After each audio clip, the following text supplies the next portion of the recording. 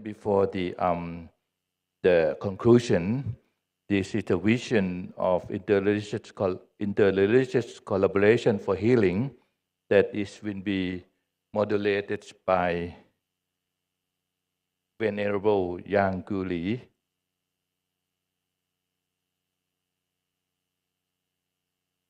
Yes, may I invite the Venerable Yang Guli come on stage for being the moderator.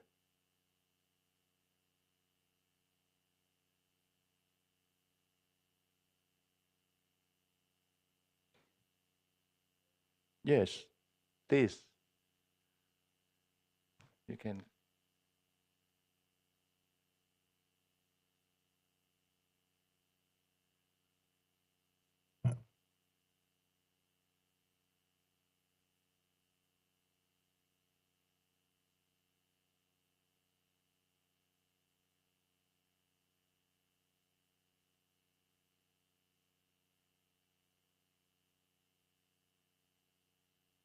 Good morning, everyone.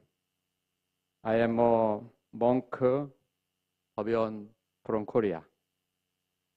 A month ago, I joined a debater at an academic conference on 2050 carbon neutrality in Korea.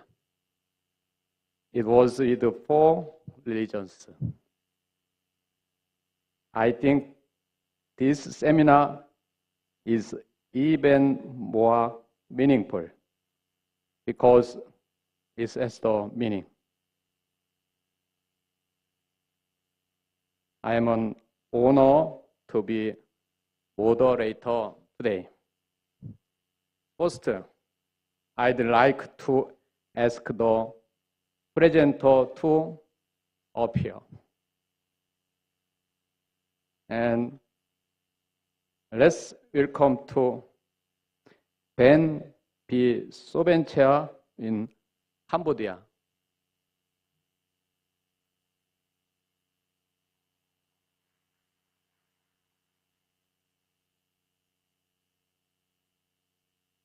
And let's welcome to Ben Panaya Lakita in India.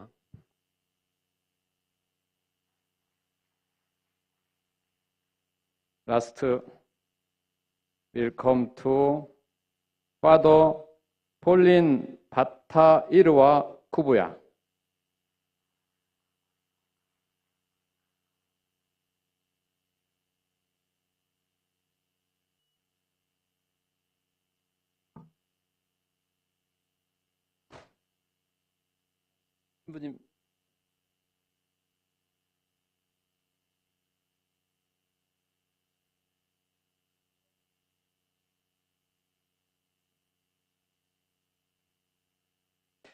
Father Kang In-gun, who was with us, we ask for your understanding that he came here to help you answer question after presentation.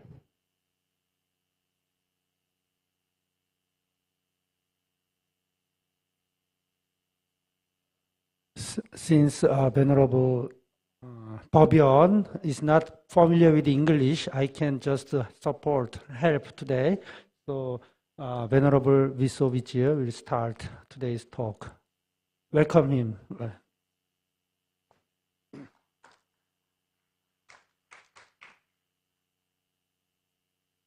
First, let's welcome to Ben B. Sobenchea.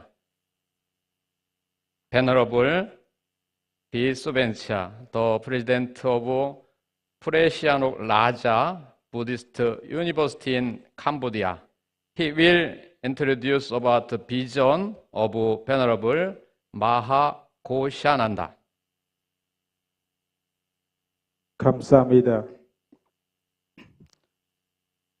Good morning, dear Venerable Sangha,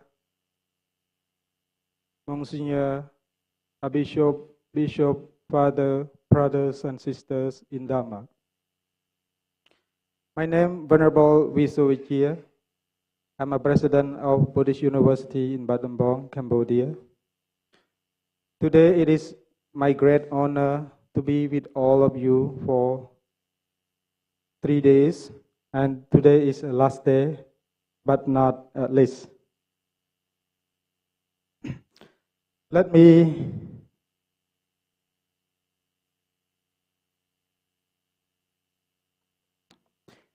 me introduce you the vision of Mahachulalongkornrajavidyalaya. Who is Mahachulalongkornrajavidyalaya? He is a Cambodian monk who led the peace march in Cambodia in 1990s, since we have Paris Agreement in 1991. He used to win He used to win never no peace prize, and he also used to be nominated as a Nobel Peace Prize winner for several times. So today, this morning, I would like to show you the vision of him. The face of God. The world is our house, and all human beings are our brothers and sisters. To love them, to help them, to serve them is our duty and our religion. Like you see in the picture, this is the motto that he used for leading the peace march in Cambodia. Like you can join together, the suffering of Cambodia has been deep. And this is the logo that used by the Dhamma Yatra. Dhamma Yatra means walk for peace, for non-violence, for brotherhood. And even though he is a Buddhist monk, he led the peace march in Cambodia, but he called upon all religious followers to join with him in order to make peace.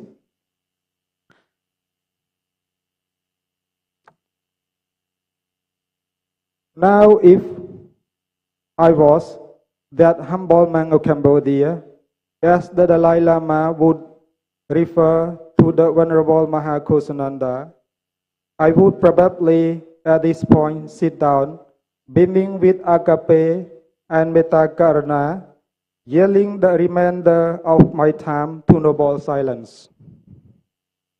And that would be my only verbal contribution to our august gathering these days. Sadly, I'm not Mahachulalongkornrajavidyalaya, so I shall ramble on. Allow me to humbly attempt to introduce you a most respected elder, a Cambodian Buddhist monk who once said, being a monk means that you are peaceful, you have no enemy, and that you are fearless.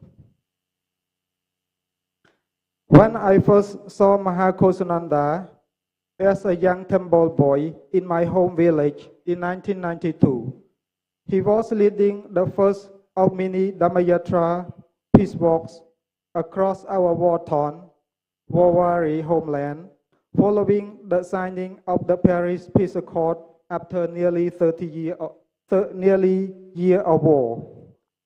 Now, I see the Venerable Mahachulalongkornrajavidyalaya every day in spirit, as he is one of the spiritual patrons of Buddhist University in Battambang, where I am serving as president my current World House.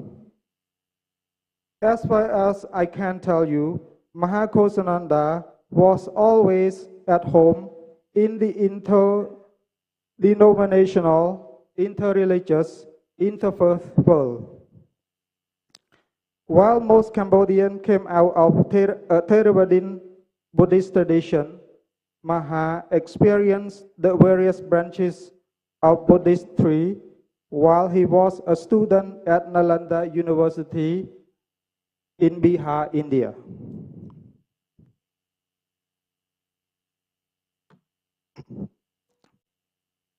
It was also in India he would came to know better a Hindu world, a Christian world, a Muslim world, on that 15 years of journey of his life spiritual pilgrimage.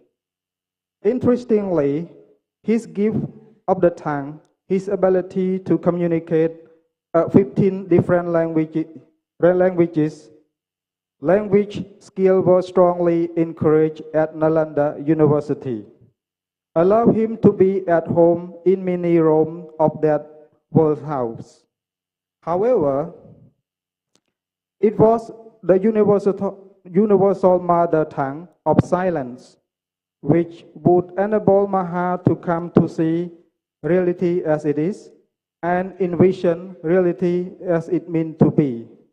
Indeed, the world is our house.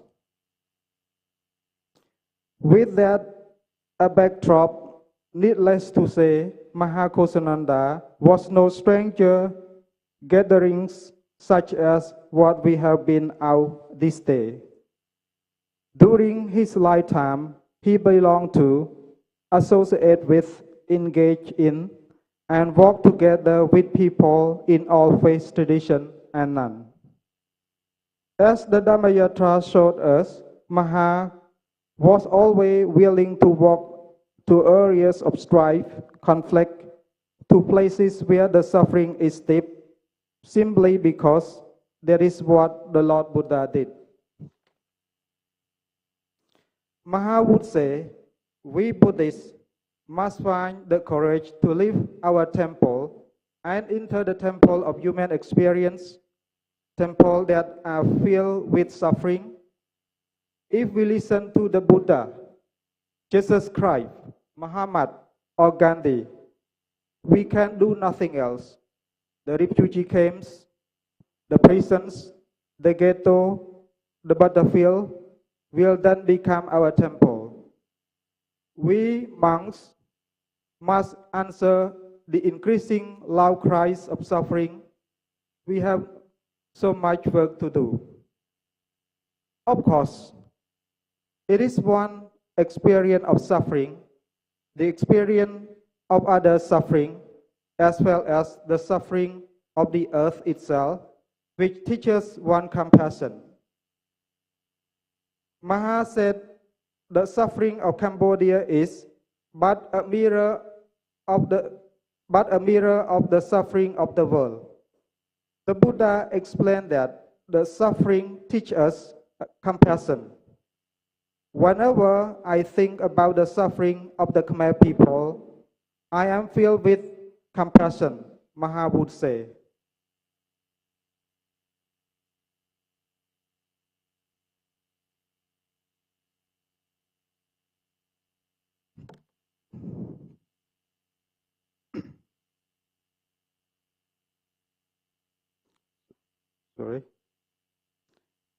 The most venerable Thich Nhat Hanh, a contemporary of Mahachosananda, a Vietnamese Buddhist monk whose compassion was shaped, formed, by the cruelty of war in his homeland, would go so far as to say, without suffering, there is no compassion.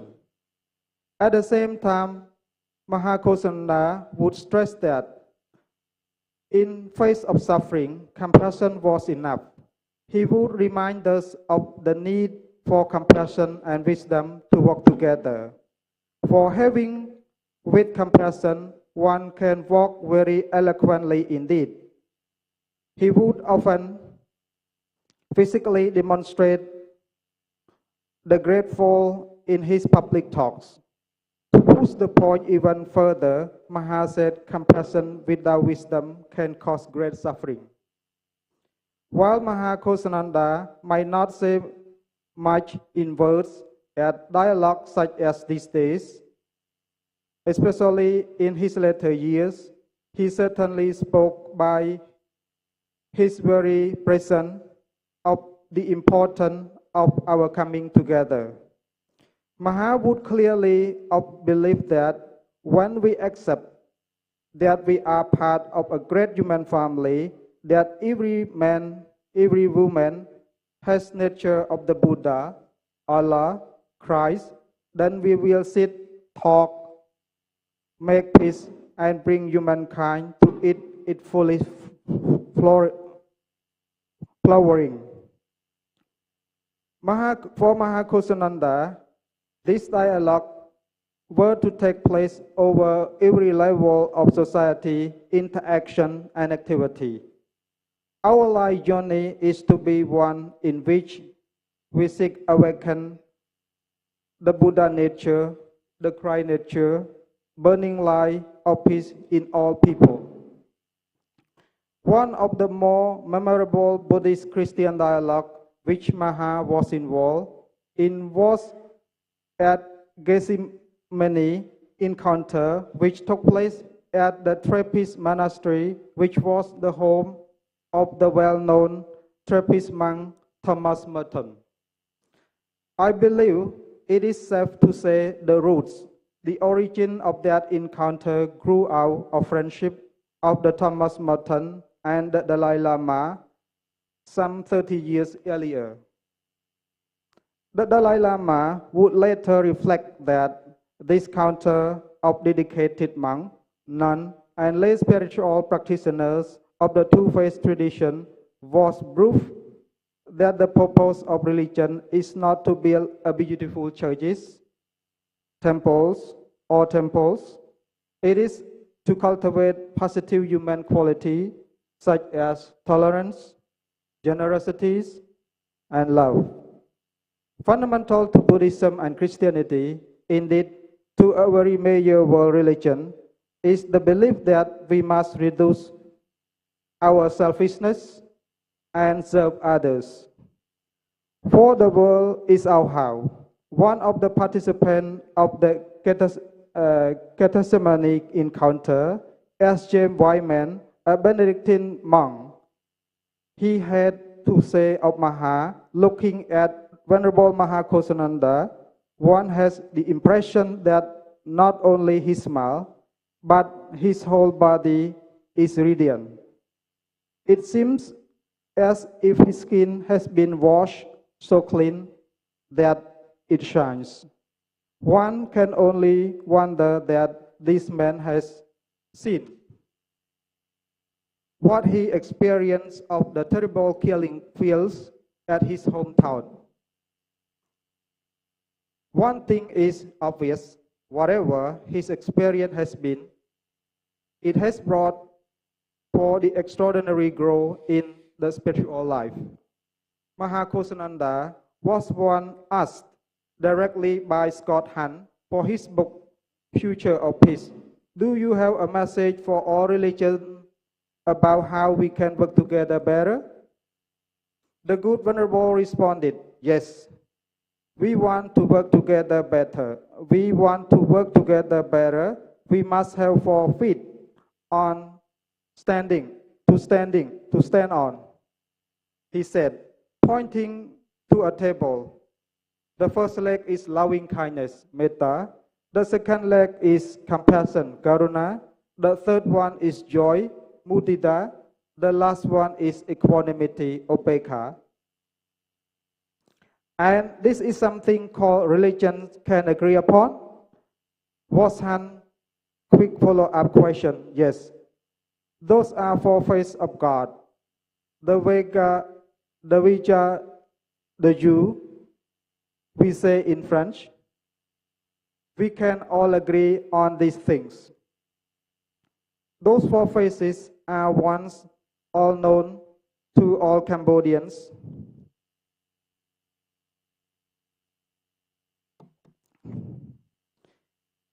At the main gate of Angkor Thom, within Angkor Wat complex, there is a beautiful sculpture. It is very large, with 4 faces gazing out 4 directions. The 4 faces stand for the great quality of Buddha, loving kindness, compassion, sympathetic joy, and equanimity. The 4 faces of Buddha, the 4 faces of God, Maha called this the nearly forgotten secret to Cambodia, secret peace in Cambodia. If one were wait for Venerable Mahachosananda to enunciate, elucidate, to lay out a 10-point plan or present an academic treatise on his vision of interreligious collaboration for healing a wounded world and the earth, one might wait a long time. But if one was searching for ones who embody his Buddha, his Christ, his Allah natures, waiting for one who saw this world with faces of God, for one who through years of deep silence, meditation, and prayer, learned to see with eyes of the heart, for one who would walk toward those areas of our wounded world where the suffering remains so deep, and walk away for one who out of silence of nothingness would speak a word which frees and be about deep which liberate people from their suffering. Then we would invite Mahachulalongkornrajavidyalaya to just be among us as we went about the proceeding, and we all home with interesting and funny story about our encounter that humble monk of Cambodia. But realizing this one embodies what we are so strive to express. He does it without words, without time limit, even without footnotes. The vision is to be the Buddha, be the Christ, be the prophet which we find in our Dharma, in our scripture, in our holy books. In so being, we will awaken in spirit of Agape, the spirit of Karuna, Metta, which already dwell in every human heart. The vision is to be faithful to the spiritual tradition one walk in. Let the truth of one faith light the path, being true to what one has been given, listening deep in the same silence where Buddha, Jesus Christ, Prophet Muhammad discovered reality is it is, and reality is meant to be. The vision is to be what we truly are, though we speak of it in different tongues, communicate it with different terms, Agape, Metta, Karuna. We listen in the same silence. We share a oneness which is fearless, formless, beyond words, beyond speech, beyond concept. Thomas Merton, on his final spiritual pilgrimage to Asia, he died in Bangkok in 1968 at an interreligious gathering in Calcutta, put it this way: my dear brothers and sisters, we are already one, but we imagine that we are not. What we have to recover is our original unity. What we have to be is what we are. Then a humble monk stood up and spoke. The world is our house, and all human beings are our brothers and sisters. To love them, to serve them, to help them is our duty and our religion. Then the awakened one sat down. Venerable young Yuli, I wish to yield the remainder of my time to noble silence. Thank you all very much. Thank you for your speech. Next, let's welcome to Venerable Panaya Lakita in India. He will introduce about the vision of interreligious collaboration for healing proposed by Dr. Ambedkar.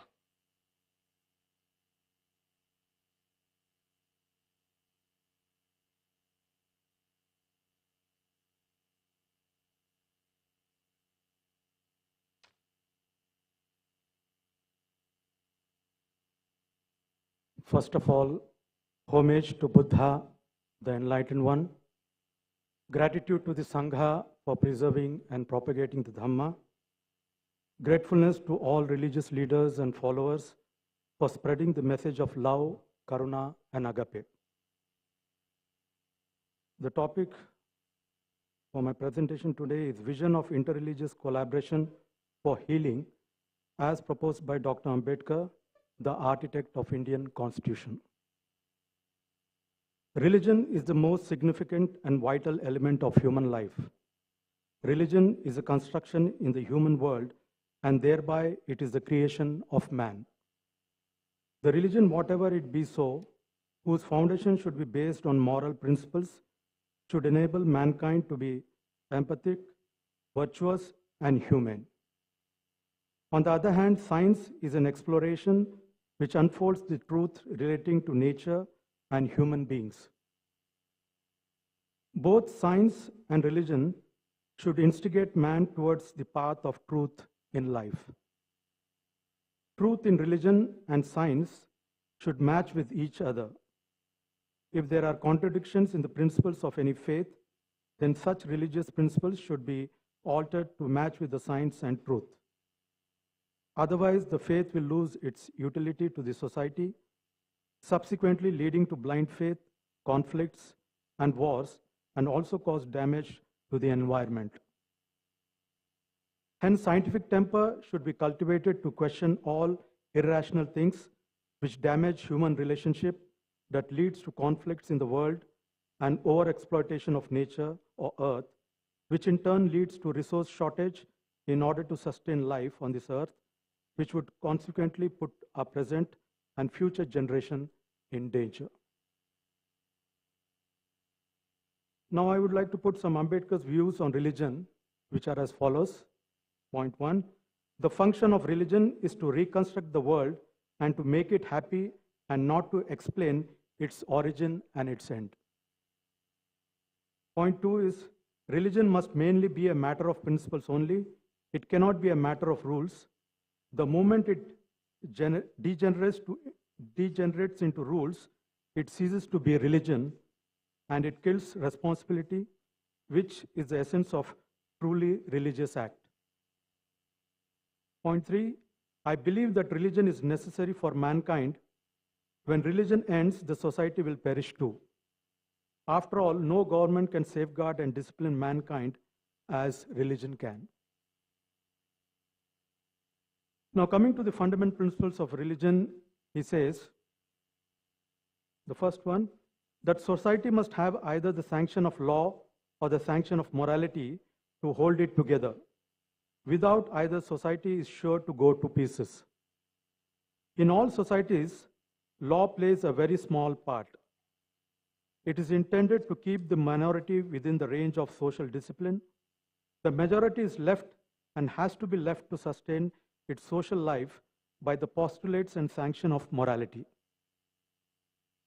Religion in the sense of morality must therefore remain the governing principle in every society.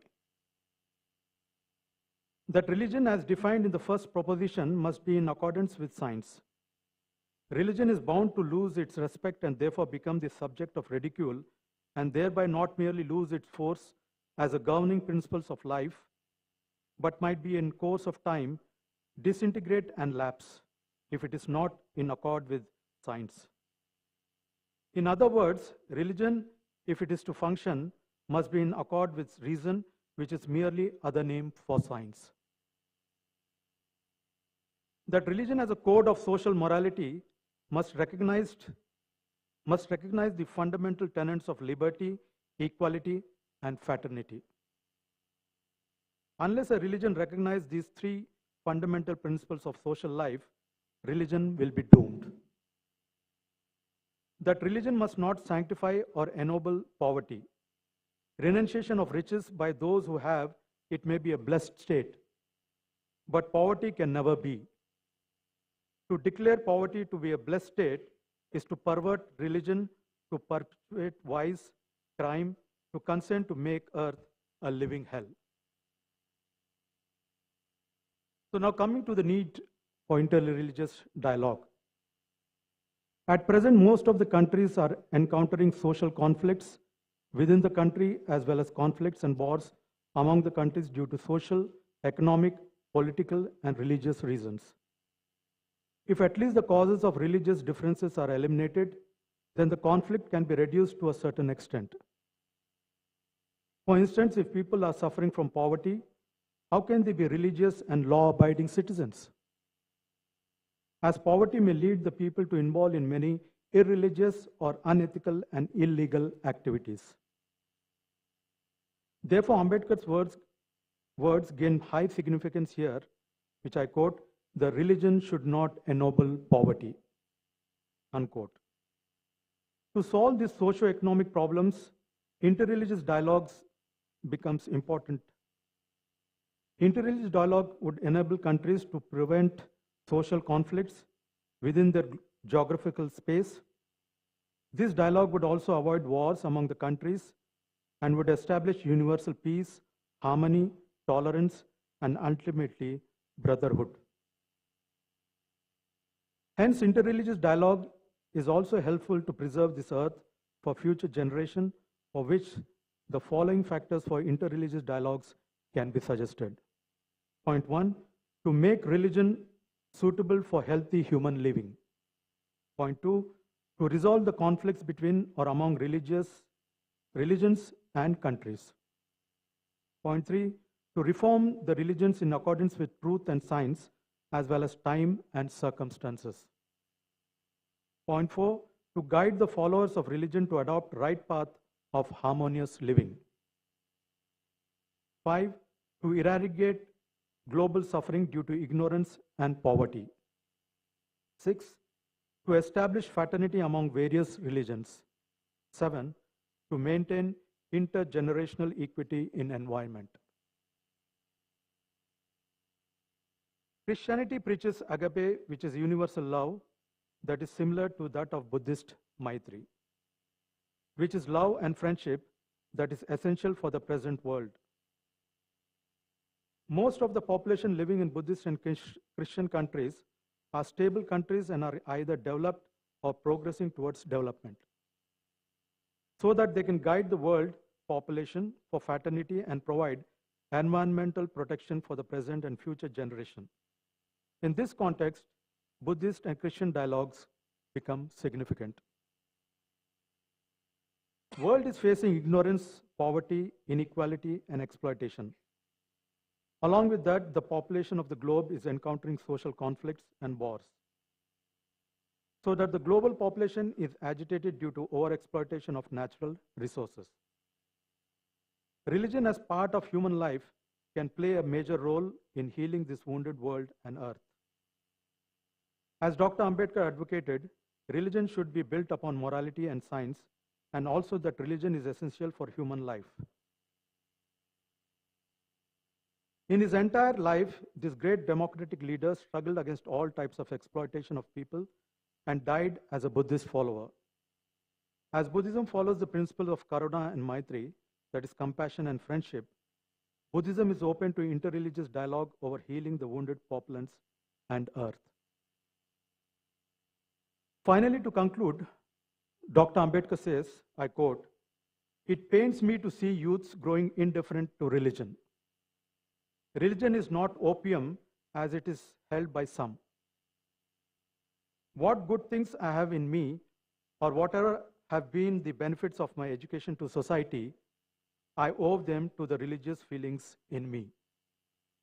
I want religion, but I do not want hypocrisy in the name of religion," unquote.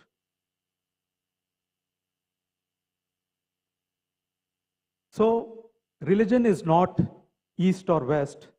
Religion is not better or best. Religion is a moral test. Religion is to practice Karuna, Agape at its best. Thus, Buddha, the guide to humanity, taught Dhamma to experience reality. He said not to be obsessed with materiality, but to practice the path of spirituality. And this path, he said, is none other than the path of Karuna, Agape, and morality. So come, let us all practice Karuna, Agape, and morality to heal the wounds of earth and humanity. With that, I conclude. Thank you. Thank you for your speech. Next, let's welcome to Venerable Banaya Lakita in India. He will introduce about the vision of interreligious collaboration for healing proposed by Dr. Ambedkar.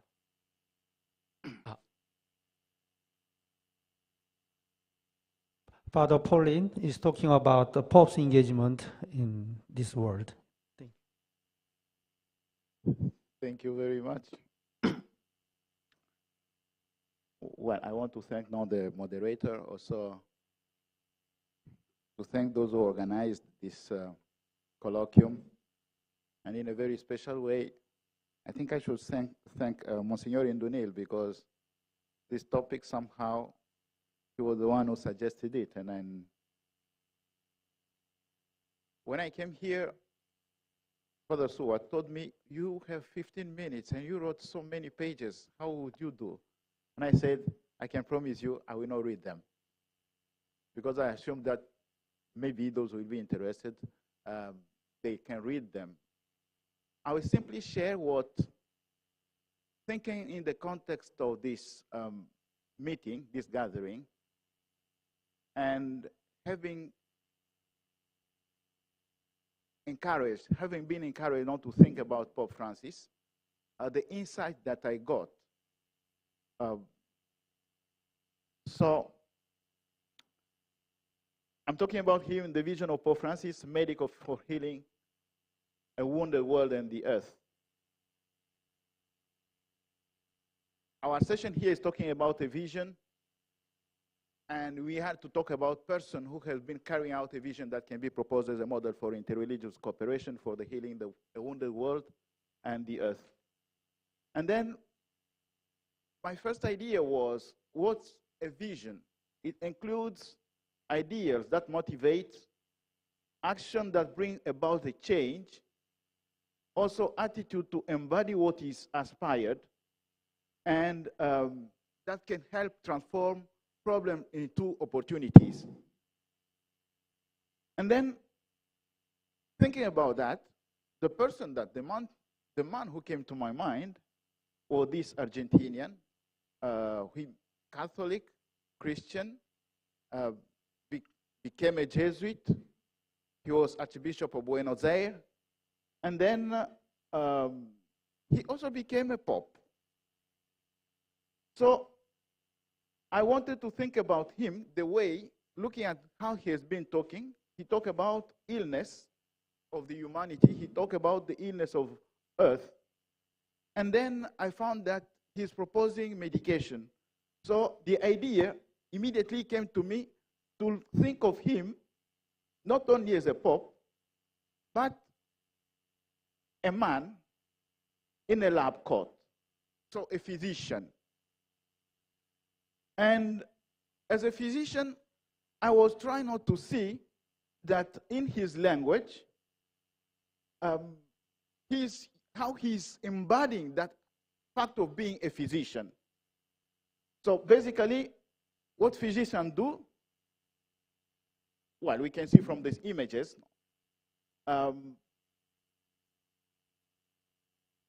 as a physician, he sees the evil that is in the world.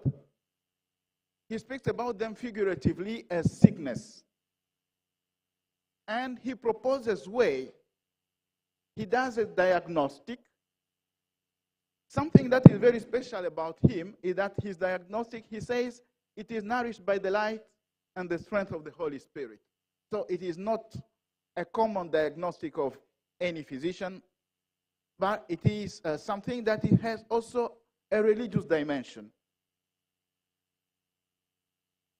And because of this, the way of talking about illness, they are not only physiological illness, they are also, it is an analogical way of speaking of illness.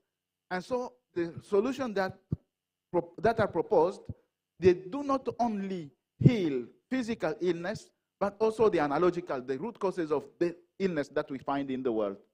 And here I'm talking, he offers diagnostics, not autopsy. Diagnosis, because the person is sick, our world is sick, our earth is sick, but there is a hope. The difference between a diagnosis and autopsy, an autopsy is done on somebody who is already dead. Basically, you find the reason why that person died, but the situation is irreversible. Whereas here we are talking about diagnosis, means that there are something that we can do about it. And so when we look, I thought that maybe when I captured this image, that it was very strong, because I found that in many of the saying of the writing of Pope, you find medical languages. Well, also through the picture that we saw in the other presentation, we have seen him visiting the hospital, talking to sick people. But there are many of this medical language being spoken about. He can apply to different sectors. Just not to give example, but there are many examples in the article that we have on from page 52 to the end of the booklet that you have. Economy. The society and environment in which we are living in are unhealthy due to many factors.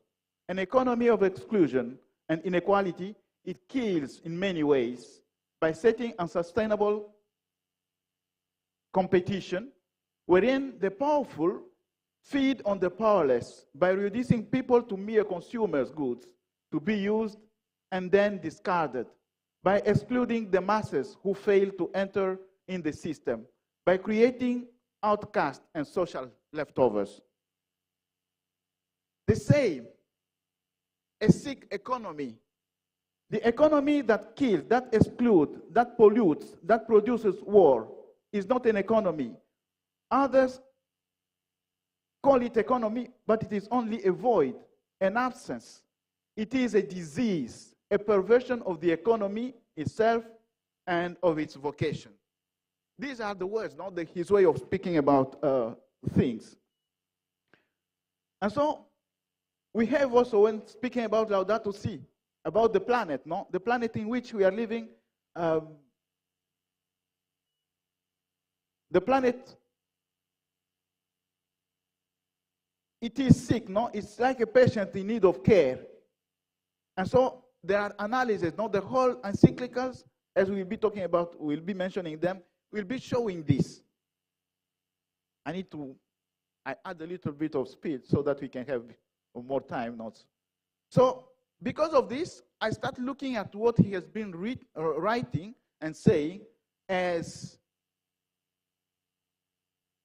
a medication. So what a doctor does, he sees a sickness, he looks for the reason, he analyzes, he tries to understand why the person's sick, but then he has to write the medication.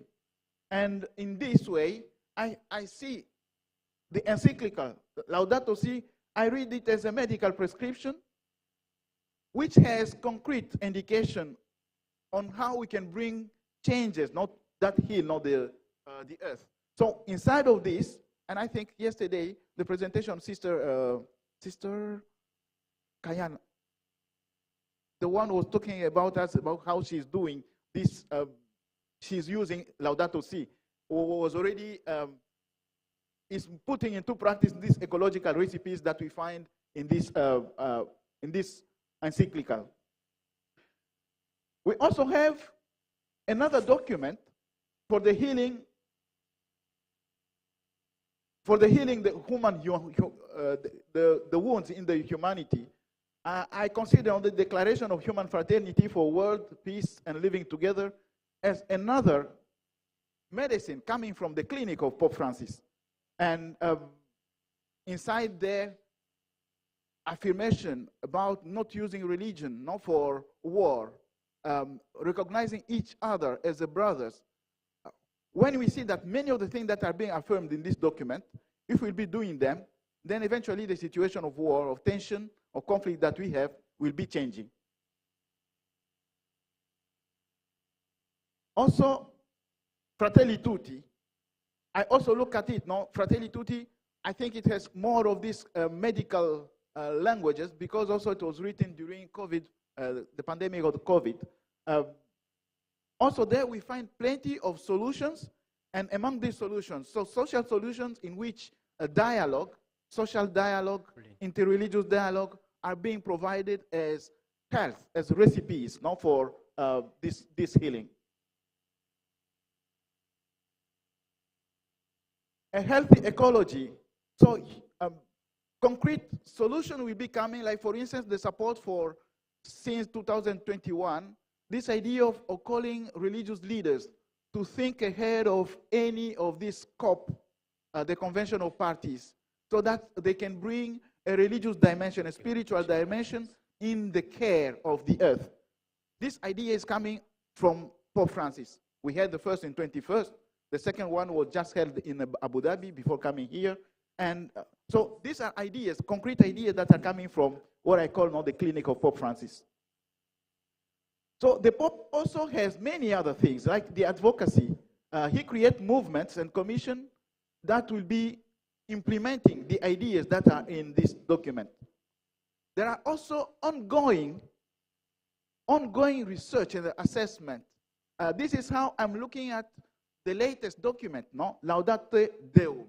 In Laudate Deum, the last chapter, what he offers is an evaluation of what has been done, starting from COP, the Paris, the Paris Convention, where many things were agreed upon. And then he's telling them, we have been agreeing about many things, but nothing is being done.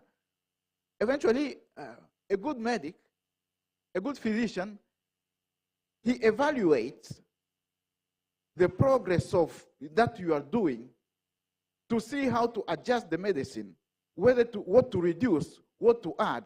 And I can see also this in the way that Pope Francis has been doing.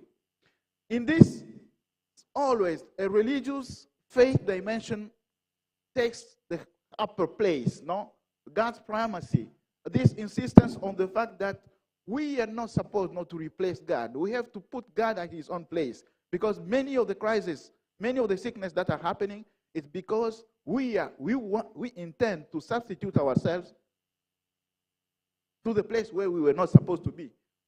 We deal with the earth as if it did not have any creator. So, and then this religious dimension, the calling, the idea that religious leaders, they have to be all together to bring about these changes.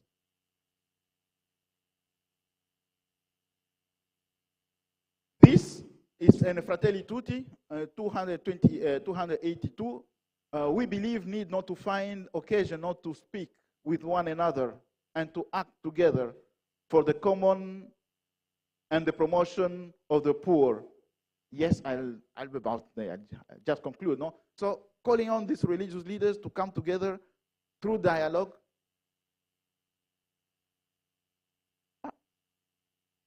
Well, yes, through dialogue to be able not to bring those changes. So a vision, as I can see it, there are ideas that motivate, that call to action, that enable people not to aspire to something that is bigger, that we can not do. And it helps us not to move out of our prisons and to be able to see that we can make changes. And I see that Pope Francis, the way that he has been putting this his own idea about the earth, about humanity, actually he's offering a vision that is acting as a medic with specific methodology, this seeing, this analyzing, this proposing concrete act, which is also, if you look at it, the way that we have thought this. We thought about the problem of, we look at the problem of the world, of the earth, we analyze them using our own tradition, our own scriptures, and now we are trying not to propose solutions, also looking at the models that exist already through the people and the leaders, the religious images, faces that we have. So those are the model that we have gotten and which we are fostering. Pope insists our care for one another and our care for the earth are intimately bound together. We cannot separate them. After writing this, it came to my mind, I just came out to realize that there was, at the beginning of the 20th century, a young Chinese fellow who went to Japan to study medicine because he was so sure that at that time China needed physicians. But then after a while, he realized that maybe China wanted something bigger. He dropped medicine, he returned, and he started writing novels. And the novels that he was writing, he called them medicine. That author is called Lu Xun. Because mental, non-physiological sickness are terrible, are more damaging than physiological sickness. And I think this is what Francis is doing to us, is helping us to see the world as a physician, and so that we might be able not to see what we can do together. And I want to thank again our moderator, the two who have given us good example, Mahagosananda, Ambedkar, and many other good images that have already come during this colloquium. That shows us that we are working on a diagnosis. We are not doing autopsy of the earth or the humanity. And because we are doing a diagnosis, there is something better that we can do. And I hope that after this time, we'll find more time not to go and concretize it. Thank you. Thank you for your speech. Last speech, Father Pauline. I'm sorry. From now on, Father Kang In-gun will proceed with the discussion based on the presentation. Thank you so much, Venerable Babian, giving me this chance to moderate. Only 5 minutes we have. So let me summarize what they say. Thank you very much, Venerable Visovijian and Vinaya and Father Pauline. Gave us inspiring stories of example. Let me summarize in one word. Venerable Mahagosananda, he interpreted Gandhi of Cambodia. Gandhi of Cambodia, peacemaker. Ambedkar, liberator of India. Liberator of India beyond. Pope Francis, physician of the world. Is it right? Okay. So, any questions and comments from you guys? Please, feel free to do it. Yeah.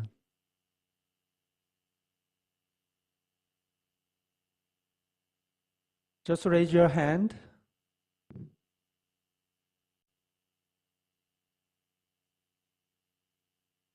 Okay. Dr. Kevin from Singapore.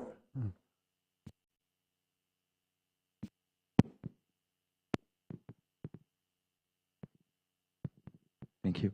I have a question for Venerable Vinaya. I have great respect for India because I've got many good friends from south of India who are in Singapore, speaking Indians. And to my mind, India is just not just another country, it's a civilization with ancient religious traditions, and they are being brought not just to Asia, but to all over the world. So my question is really with regards to the vision of Dr. Ambedkar. This is the first time I'm hearing about him. But before I bring up the question, I bring another figure that I have great respect for, is Rabindranath Tagore. Because in Singapore, we also have roads named after him. He's a great literary figure in Bengali culture. So my question specifically deals with how relevant are the ideas of Rabindranath Tagore, at least in his vision of creating whole nation of India. How relevant are they with the vision of Dr. Ambedkar? Thank you. No, I would be more speaking on Dr. Ambedkar's vision. Rabindranath, Gandhi, they all have their own vision. But Dr. Ambedkar is the one who has suffered. So he understands better the problem of the majority Indians. So, and he has suffered because of a particular religion. So therefore he talks of religion which is based on morality and scientific temper. That is more important. Because most of the dogmas, blind beliefs that are being spread, they are also being spread in the name of religion, at least in India. So therefore, when it comes to religion, people say, no, that is something beyond science and rationality, you should not bring in there. But Dr. Ambedkar says, no, this scientific temper and rational thinking has to be brought into religion and religious scriptures if it has to serve humanity in its real sense. That is what I want to put it in short.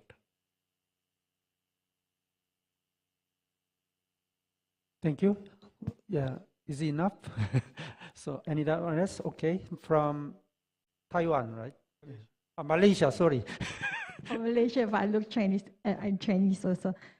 Actually, I was very impressed with the closing remark by Father Pauline, especially you quote Nusin. And I just would like to know further how you quoted him and equivalent to the vision of pop. And correct me if I'm wrong, it came to me this phrase that he has always said, 横眉冷对千夫子，俯首堪为孺子夫. Am I correct? That's where you equate it. He's known, Nusin is known as the father of moderation of China. Thank you.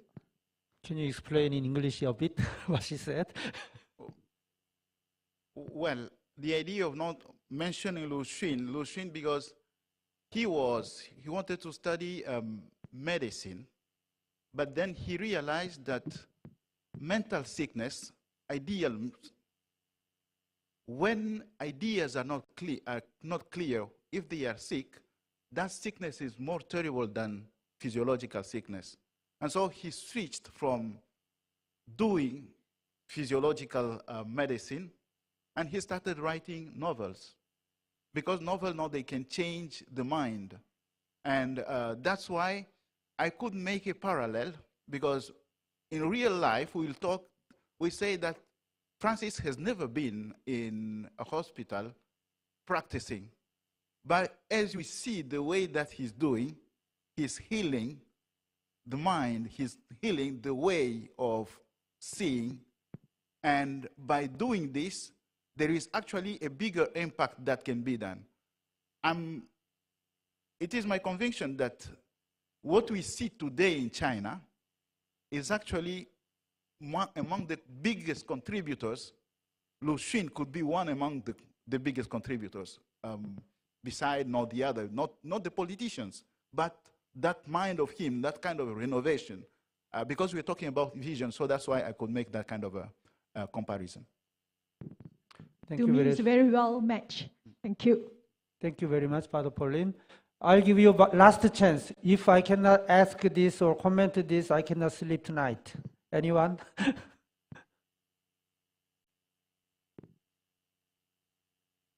Okay. Oh, there.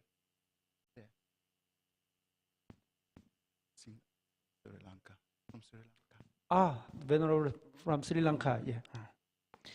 Thank you very much for giving me this opportunity. So I was very curious to know from Venerable Vinay Rakit from India.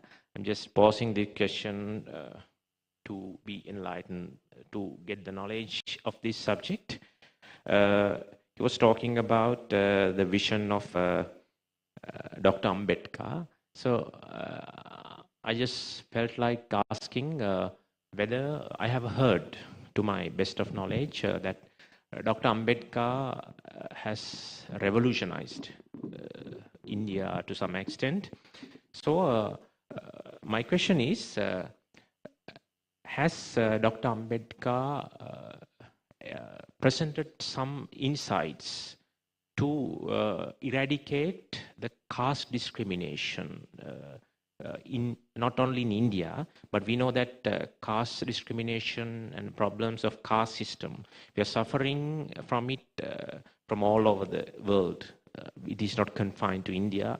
In Sri Lanka and some Asian countries and some other countries, we see that it is being spread like a epidemic all over the world. So I was just curious to know whether what has Dr. Ambedkar had said, his vision, how to get rid of caste discrimination or this negative caste system from this world. If you can just enlighten us on that subject, it will be very good. Thank you. Now, caste is something to do with the ego. That's the way I want to put it, or superiority. Humans have this nature to show that they are superior than the others due to some or other reason. And in the Indian context, caste is just factor. And I would try to define caste, the C-A-S-T-E. The first I would try to say that criminal, C for criminal, A for attitude, S for supporting, T for terror, and E for exploitation. So the full form of caste is criminal, attitude, supporting, terror, exploitation. And this cannot be accepted in the name of religion or in the name of anything else. And that is what Dr. Ambedkar was talking about. We have to bring humanism, rationalism, and scientific temper even into religion, because this caste factor has been spread in the name of religion.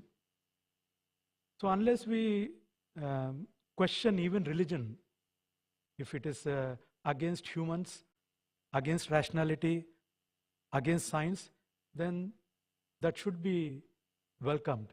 It should not be considered as something anti-religious. And that is what Dr. Ambedkar tried to explain. And ultimately, he embraced Buddhism.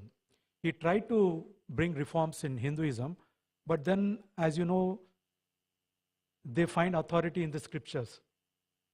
So you can find fault, but you cannot make corrections in the scriptures. So that is what he found, that yes, people accept, even Hindus themselves accept that caste is something wrong, but then they are not in a position to make changes in their religious scriptures. So therefore he thought it is better to embrace some other religion, and he found that Buddhism was more human, because Buddhism is human-centered religion. And therefore he embraced on 14th October 1956 along with the 500,000 of his followers. So I think in short, what I want to say is this rational thinking, scientific temper, and human attitude should be brought into the religion rather than just accepting whatever is written. Thank you. Thank you very much. I know that you are firing to ask more or comment more, but we are running out of time, right? So thank you very much for three best the presenter today, inspiring stories. I hope your presentations will inspire us to bring our own stories to next meeting. Okay, thank you very much. Thank you, Bobby. Yeah. Thank you. Thank you very much for all, for moderators and all speakers in these sessions. So we come to an end of the program. So we have a break to adjust the stage and then preparing for the closing ceremony. And so we will have the tree planting ceremony together. So now we have a break around 20 minutes. We will come back on time. Please be on time, 10:30. Thank you very much.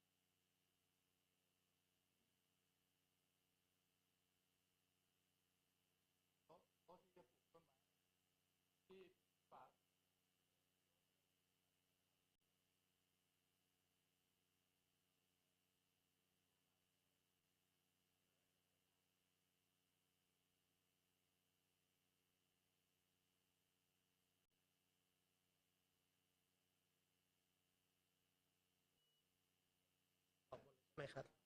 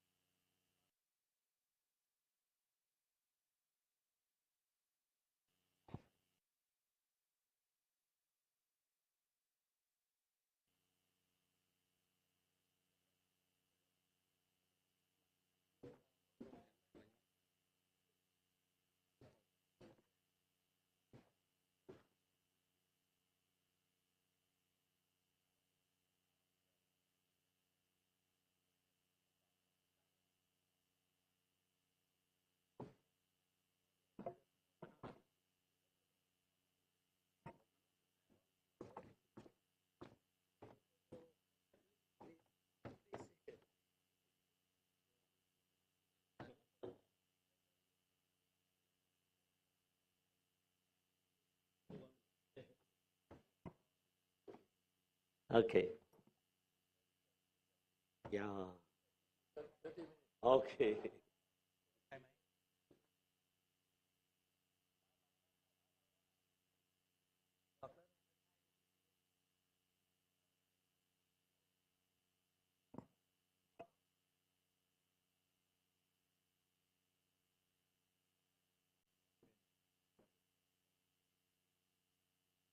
Thank you.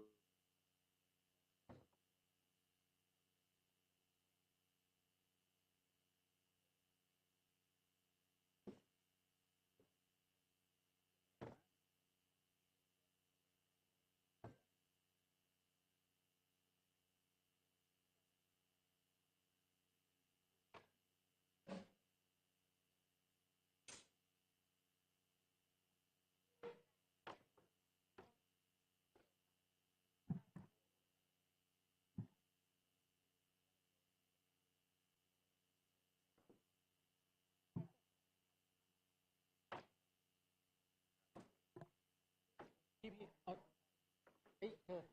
อาสายไม้รวบมาฝั่งรวบให้มันไปลงอยู่ข้างหลังก็ได้รวบมันไปลงอยู่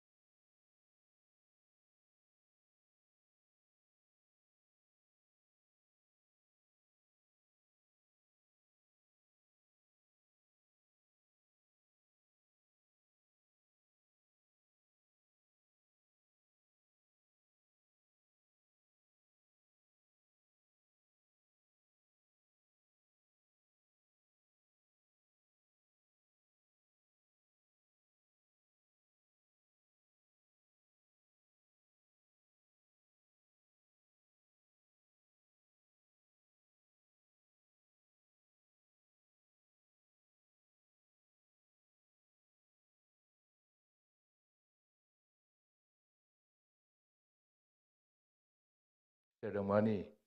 So right now, I would like to invite also here already on the stage, Father Rocco, for the last session, please. Thank you, Father. So good morning, everyone. Before we start, just to leave time to everybody to settle and gain awareness of where we are, may I have see the hands of the presenters of the various groups, if they are present, or stand. We have 1, 2, 3, 4.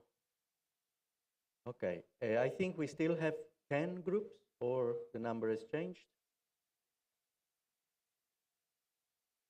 Okay, so I'm going to ask you not to wait to be called. When your time for presenting comes, just be ready at the stage. You can come up already so that we can proceed, because every group cannot be given more than 3 minutes if we want to be more or less on schedule. I think love can be expressed in very simple signs, and be attentive to each other can be done by helping each other to keep the time. So as Father mentioned before, I'm going to somehow moderate this session. There will be first an introduction. I will share some thoughts, then the presentation of the groups, and then I have been asked to read the final statement of the colloquium. Then I will hand over the microphone to Father again for the vote of thanks.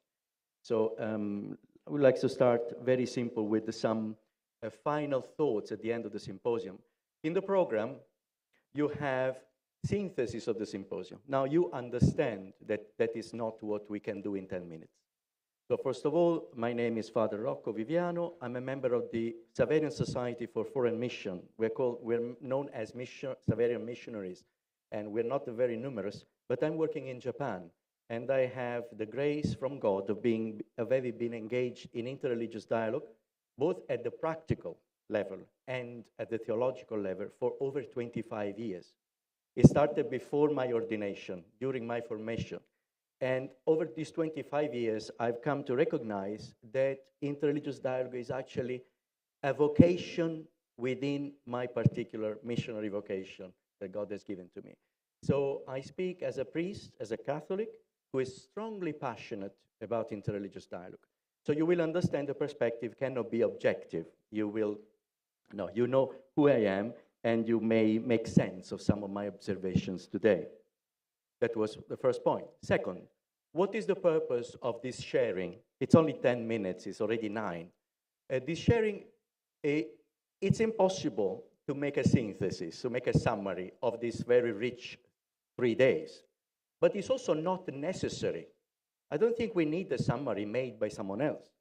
I think the homework that we take home from here is that each one of us must make their own synthesis. Take from this very rich experience 1 point or 2 points. 1 point that can become inspirational or a point of reference for our journey forward. So it's a very humble goal, but I think if we manage to do that, to take away 1 or 2 insights and use them and make them a source of strength for our future journey, I think the event has been very successful at a personal level. But again, that is the duty of each one of us. So what I can do, I can only share with you what I take away from this experience in the hope that may be of some kind of inspiration or useful to you.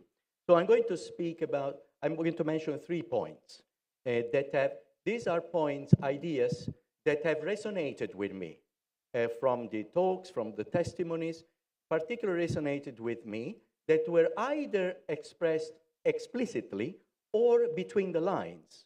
So things that maybe were taken for granted, but that underlied all the testimonies and the sharings that we have heard during these days. So I have 3 points. The first one I have summarized with the expression, commitment rooted in faith.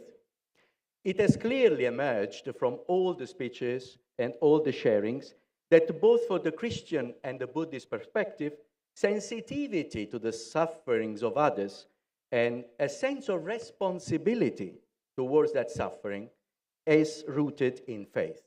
A sense of responsibility in the sense of responding. I think it is because of our faith, of our religions, that we feel responsible, called to not to be indifferent, but that we have to respond to address the issue. So the idea that I share, that I think I want to share with you, is that it is clear for all of us that our commitment to healing, to contributing to the healing of the world, people, all beings, all phenomena, we call it creation in the Christian tradition, and it's rooted and it's an integral aspect of our being religious persons. Now, religious persons in general, I mean persons for whom the faith is important. People who have embraced a religion, who have made that religion the path, a point of reference for their lives, who give a significant space in their lives to that religion. For me, this is the religious person for whom religion is not an optional, but something necessary, needed, like the bread we need to be alive and to survive. So what makes us sensitive to the suffering and what moves us towards addressing the suffering is our faith, respective faith commitments. Now, my point is, we are all thinking, Father, we know already. Yes, but there is a difference when things are taken for granted and when they are actually voiced, made explicit. And it's the difference between them remaining at the level of ideas and to the level of bearing fruit. Now, my point is, I really believe that the more we become aware that commitment to healing the sufferings of others and of the world is rooted in our faith, the more we are aware of this, the more we will be able to take away, not only from this colloquium, but from interreligious dialogue in general. It is to do with our capability for receiving. Now, at a very, very minimum level, we can go away from this colloquium with plenty of ideas. At the minimum level, we have exchanged ideas, concrete ways whereby we can help the healing of society. But I think the more we become aware that our commitments are rooted in our faith and are the fruit of our religious beliefs, we can go away as better persons. We can become better persons because when I see others' actions of love and compassion towards others actually stem from their religious belief, their commitment to a life that is beyond our grasp, that is when the other becomes a mirror for me and helps me, inspires me to go back to the roots of my own faith and find once again the motivations, the methods, the ways, and the attitudes to be myself an actor, someone who acts in response to the sufferings. And this is, I think, the best, most beautiful grace that can come from interreligious dialogue. And in the well-known, at least in the Catholic community, document, Dialogue and Proclamation, and number 41, this is exactly what is taught by the Catholic Church in that particular paragraph. That paragraph, now this may sound scary to someone, says the purpose of interreligious dialogue is conversion. But it's not talking about the conversion from one religion to another. It's talking about the conversion of the heart, the turning the heart once again towards God or the transcendent reality to whom we entrust ourselves and go back to the roots of our faith as a better religious person and as better human beings. And I think that is what we can try to do from here. So, but it depends on how much we keep in mind that our actions are actually rooted and stemming from our religious commitments. The second point is connected directly to the first. I called it, just to find an expression, tending our spiritual roots, the level of spirituality. We do agree that the origin of all sufferings of people, of the world, is the heart. It's the heart, not in general. It's the heart when the heart is not enlightened, when the heart is not filled with God, is not guided by the light of God. The unenlightened heart produces suffering, gives suffering to others. And on the contrary, when the heart is enlightened, when the heart is oriented towards what Christians call God, then it is that the heart, instead of being a source for suffering, becomes a source of healing. And not only healing, a source of growth, a source of encouragement, and a source of energy to be shared with everyone. In the keynote address, Monsignor Indonil the other day recalled a very important, memorable statement by Benedict XVI, Pope Benedict. He said that the external deserts are growing because the internal deserts have become so vast. Now, the desert is a symbol every culture understands. The symbol of the place where life is, if not impossible, very, very difficult. A place where life, you can survive, but you can't really thrive as a person, as a human being. So, but I would like to mention just something about the context in which Benedict XVI made that statement. It was the context of the homily of his first Mass at the beginning of his papal ministry. We go back to April 2005. In that Mass, Pope Benedict explained the meaning of the two symbols that are given to the Pope at the beginning. One of these symbols is called the pallium. The pallium is a piece of clothing, an item of clothing similar to a scarf, something you wear on your shoulders. But what is important is the material. It's made of wool from lambs. And he connected that, used that to explain what is the purpose and the meaning of the ministry of the Pope, the role of the Pope, not just for the Catholic Church, but for entire humanity as well. The Pope is the good shepherd. He said that the pallium becomes a symbol for the shepherd's mission. The pastor must be inspired by Christ. For him is not a matter of indifference that so many people are living in the desert. There are so many kinds of deserts. The desert of poverty, hunger, thirst, abandonment, loneliness. But there are also the internal deserts of the absence of God, the darkness that comes when God is not present in our lives. The emptiness of souls no longer aware of their dignity and of the goal of human life. The point of the statement mentioned by Monsignor Indonil is that for Benedict XVI is the transformation of the external deserts can only begin with the transformation of the internal deserts if we want this external transformation to be lasting and effective, not just temporary. So the healing of humanity, this is a key implication, starts with the healing of with the transformation of the internal deserts. It must start there, in hearts where God is not present, either because hearts are more focused and filled with other things, but also simply because those hearts have never known God, the source of true life. And they're waiting for someone to tell them, to show them, to point out to them, there is a much more valuable and fulfilling happiness that is available to you. So that is where we start. And there are two practical aspects. One is the deepening of our faith. I do strongly believe that we can effectively and lastingly do something concrete to alleviate and respond to the sufferings of others only if we start from the commitment to deepen our own faith commitment. Because without strong roots, our efforts will fade out, will finish. It's only by constantly feeding, drinking from the source that we can continue and persevere in tasks that are demanding and difficult, that are not humanly possible. The second aspect is a bit more, maybe complicated, deeper. It's about constantly monitoring our own motivation, purifying them. Why am I helping the poor? Because motivations can change. I can start with the right foot, but then along the way, they may change. I need to monitor them. Because am I doing it really out of selfless love, or am I doing it because I want to feel better about myself?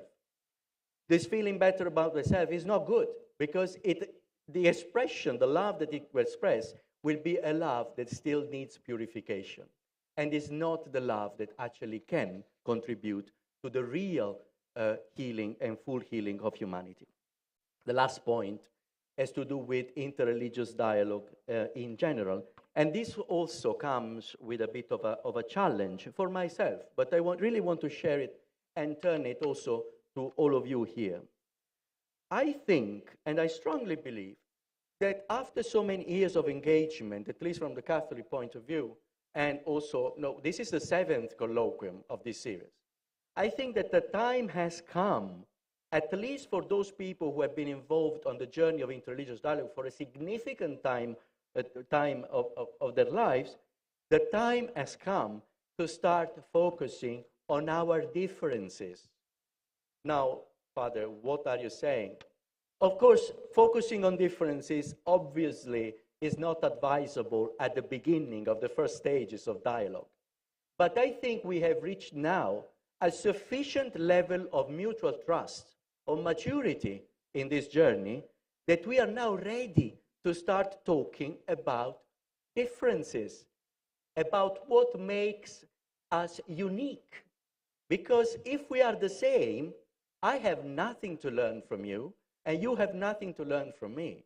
It's precisely from what we have that is unique that we can really learn from each other, and we can help each other on the journey of faith, on the journey forward, and also in our actions to contribute to the healing of all humanity.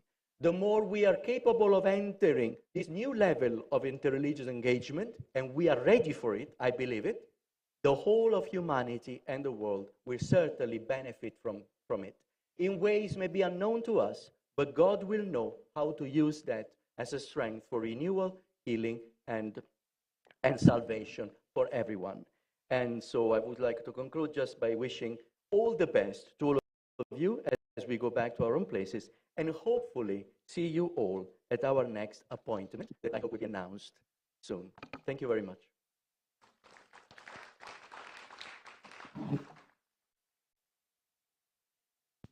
Now, I think we start immediately with the feedback from the groups. So please, all the representatives, take courage. You come over. Don't wait for me to call you, because otherwise it will take ages. All the representatives from the group, please. We can be here at the back and support each other.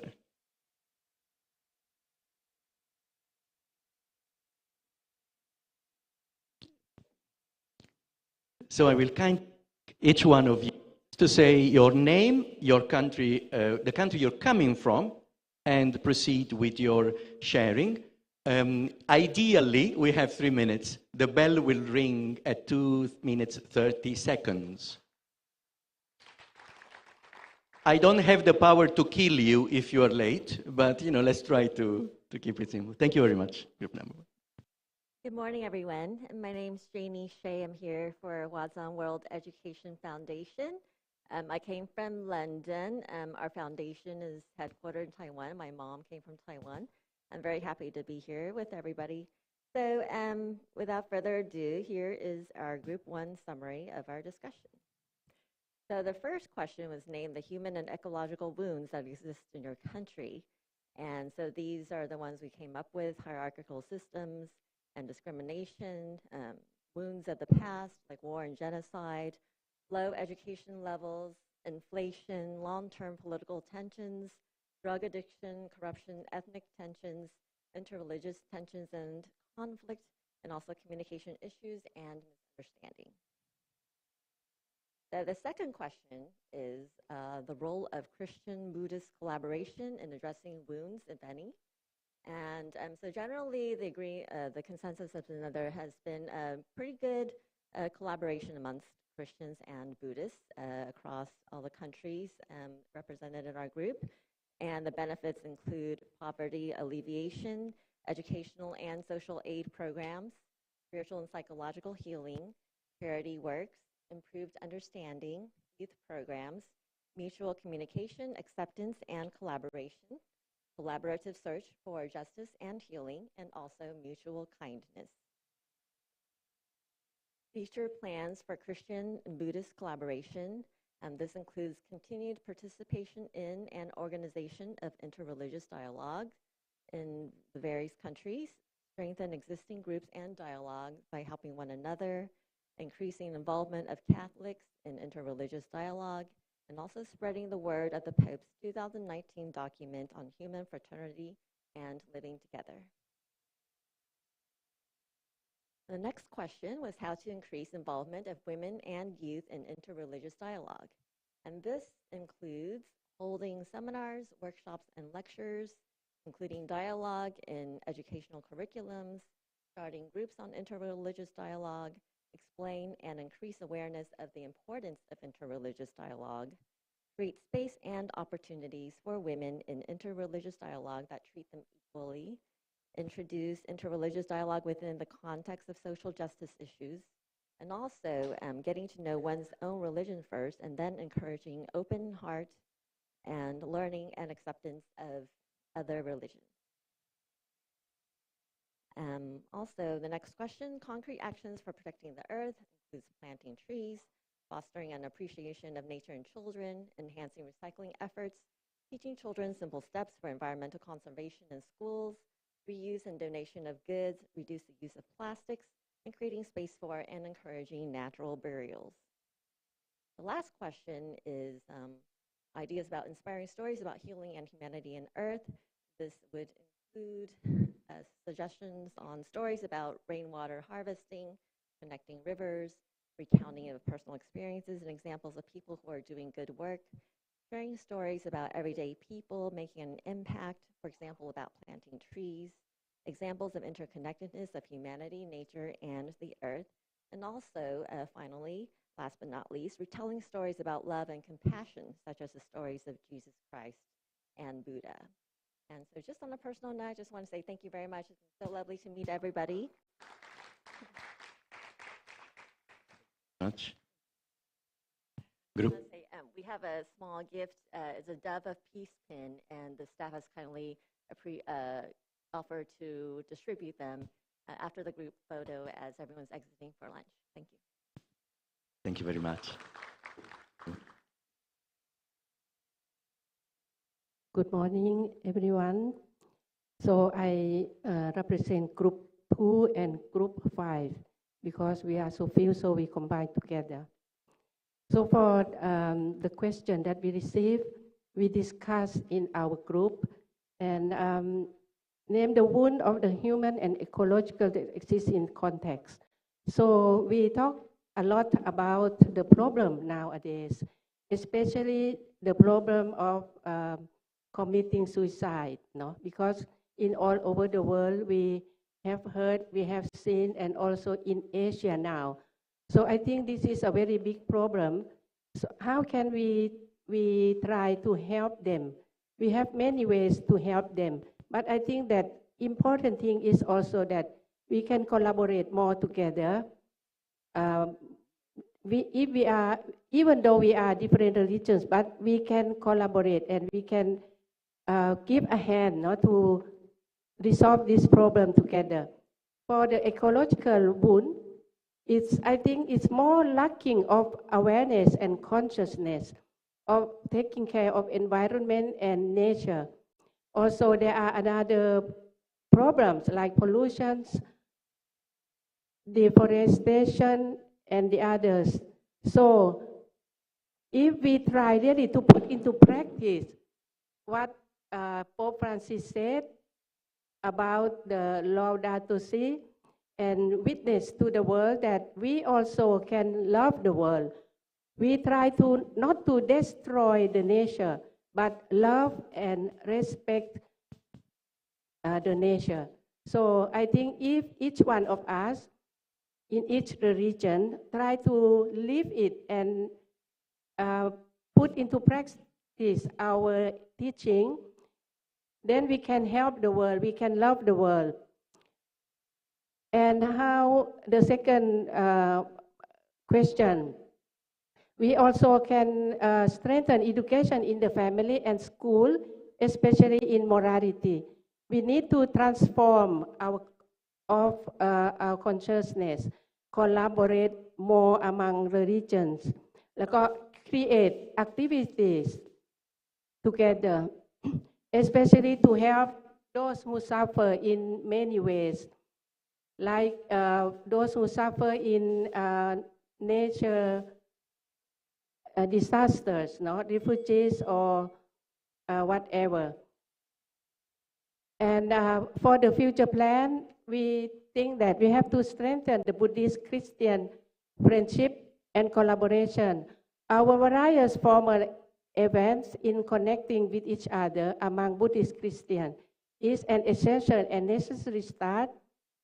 However, it should serve as an impetus to further deepening of rapport, not only official but also personal and intergroup rapport. This is in line with the Church exhortation for the dialogue of life, which is an indispensable basis of all of other form of dialogue. So I think that we can, from here, I think that our symposium is not finished here, but we can go into the world and witness what we have learned here to live in our religions. And it's possible for us, even though we are from every religion, but we can live together and witness to the world and be open our heart. Like one of our group said that Father from Benedictine from Korea, he said, they have a retreat house, but it became small already. Now we have to build and make a big project to open wide and embrace all people, all humanity, even though they come from other religions. But this is to witness to the world that we can live together, we can build unity together, unity in the diversity. And I would like to finish that we are one world, one family. So that we are brothers and sisters, like Pope Francis said in Fratelli Tutti. So our witness will show the world that we are one world, one family, and we care for one another. Thank you. Thank you very much. Thank you. Groups 3 and 4. That doesn't mean you have twice the time, eh? Good morning, my name is Luigi Butori. I was born in Italy, but I'm based here in Thailand.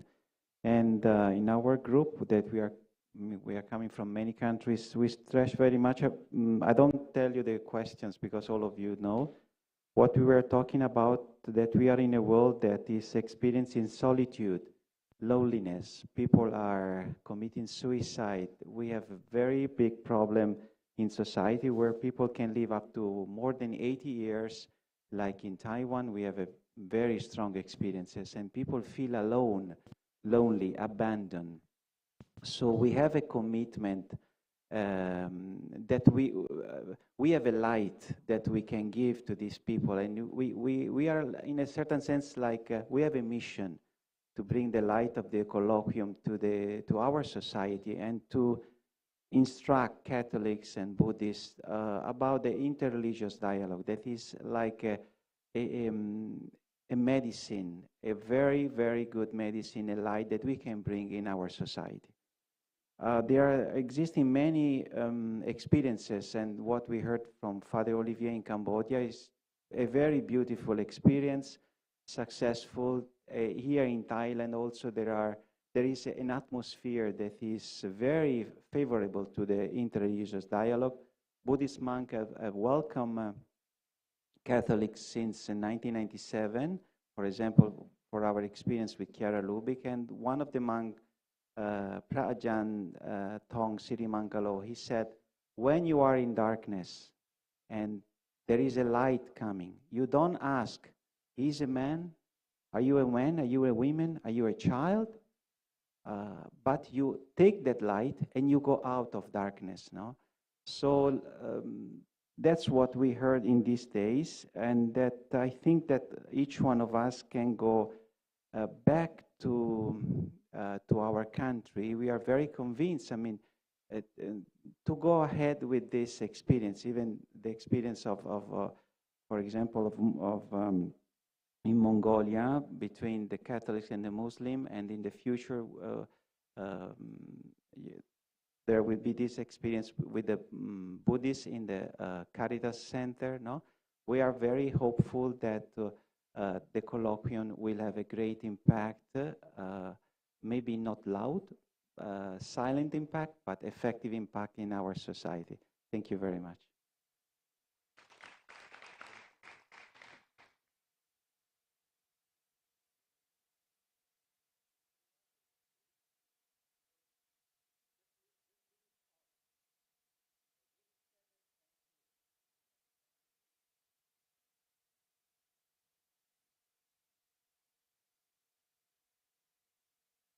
Check.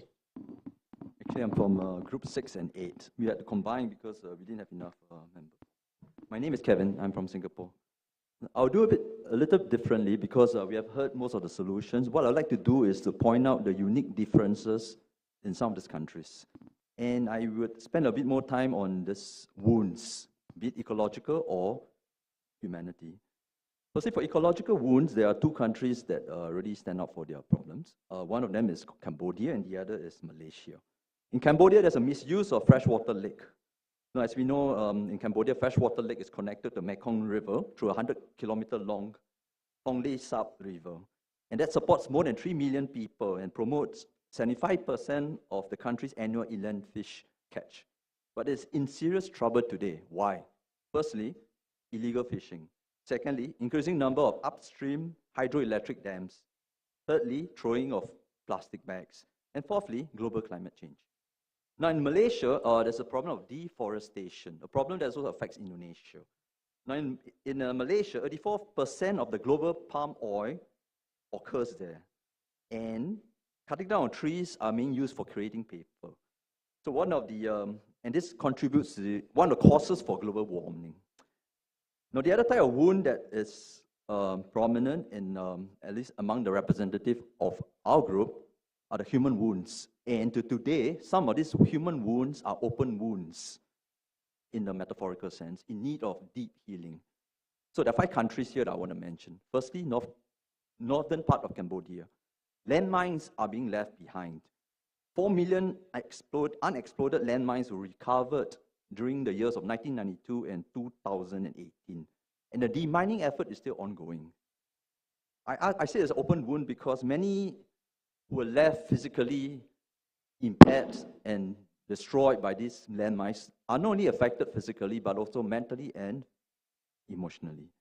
Now in Sri Lanka, the civil war that lasted over 20 years between 1983 and 2009, between the Sinhalese-dominated government and the LTT army, has resulted in a displacement of 800,000 families and many missing children from the LTT army. So today, many of the affected families are still waiting for their missing children to come back to them and for justice to be done. Separatism is a problem. Indian Tamils are not Sri Lankans, even though they speak Tamil. And we all know from the recent Easter Sunday attack in 2019, which was a coordinated terrorist attack, have left more than 300 people killed. So the problems of corruption, which we heard, affect countries like Malaysia, where there's also a disparity in race and religion. Privileges are only left for Muslims, and Chinese Indians are left out. In Japan, there is a problem of what Mother Teresa calls the leprosy of the West, loneliness. Many have died alone. Now, I will just go straight to the what can we do to protect the earth because of time shortage.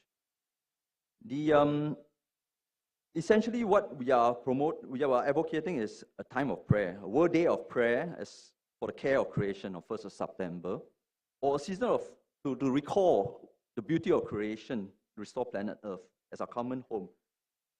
1st September, 4th of October, for example. And lastly, for inspiring stories, I think we all agree that it's a tall order to try to reach, to be like saints. We have heard many saints being mentioned, Mother Teresa's and many other saints from Buddhist tradition. But what we really advocate really is the inspiring stories of day-to-day life. People who are in need of you. Know who your neighbor is, because someone might just be on the verge of committing suicide. Going down to prison ministry, which I've not seen up there, but prison ministry also offers another opportunity, because many of these hardened criminals have never seen loving eyes looking at him or her. So just a moment of life taken away. I mean, I heard this from one of my nuns, a Catholic nun, telling me that, look into my eyes. Because in Singapore, there is death sentence. Huh? So the nun told the criminal, look into my eyes. At least the last human face you're going to see is my loving eyes. And that should be the face that you should take with you before you die. There, thank you.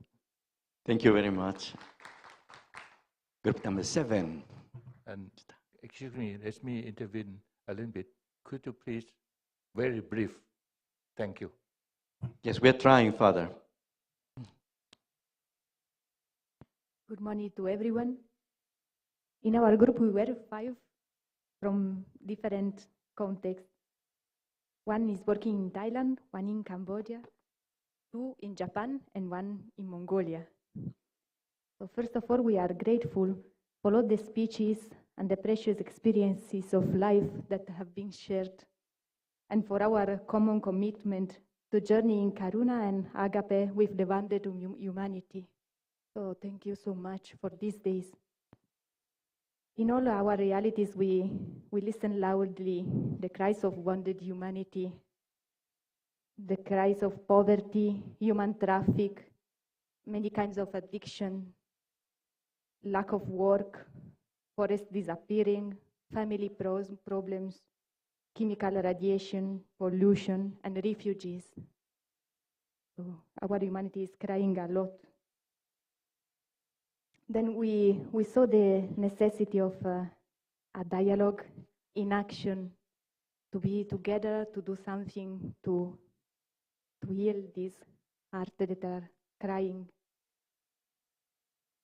Then we were reflecting about how we can do and how we can involve youth and women. So we want to share with you that now, 1 year ago, the Dicastery for the Interreligious Dialogue create a kind of group of women of different religions in order to think about a network that can unite them. And so a network that is born from this symposium. So create a new mentality and trying to connect and journey together also women. Then we saw the centrality of relationship. You know, Monsignor Rossano was saying that the interreligious dialogue is not dialogue among religions, but is a dialogue among people that are following different religions. So we can put at the center the relationship of life, friendship, but also create space to reflect together, to live together, but also educate it and organize meeting, go deeper in the knowledge of different values. And this is very important also for our youth. No, we have to accompany them and promote them, also to discover their own identity values and to overcoming some ideas, to strengthen their identity, forming conscience, to meeting the other, closing journey with them, dialogue of life, but also of deepen knowledge about values.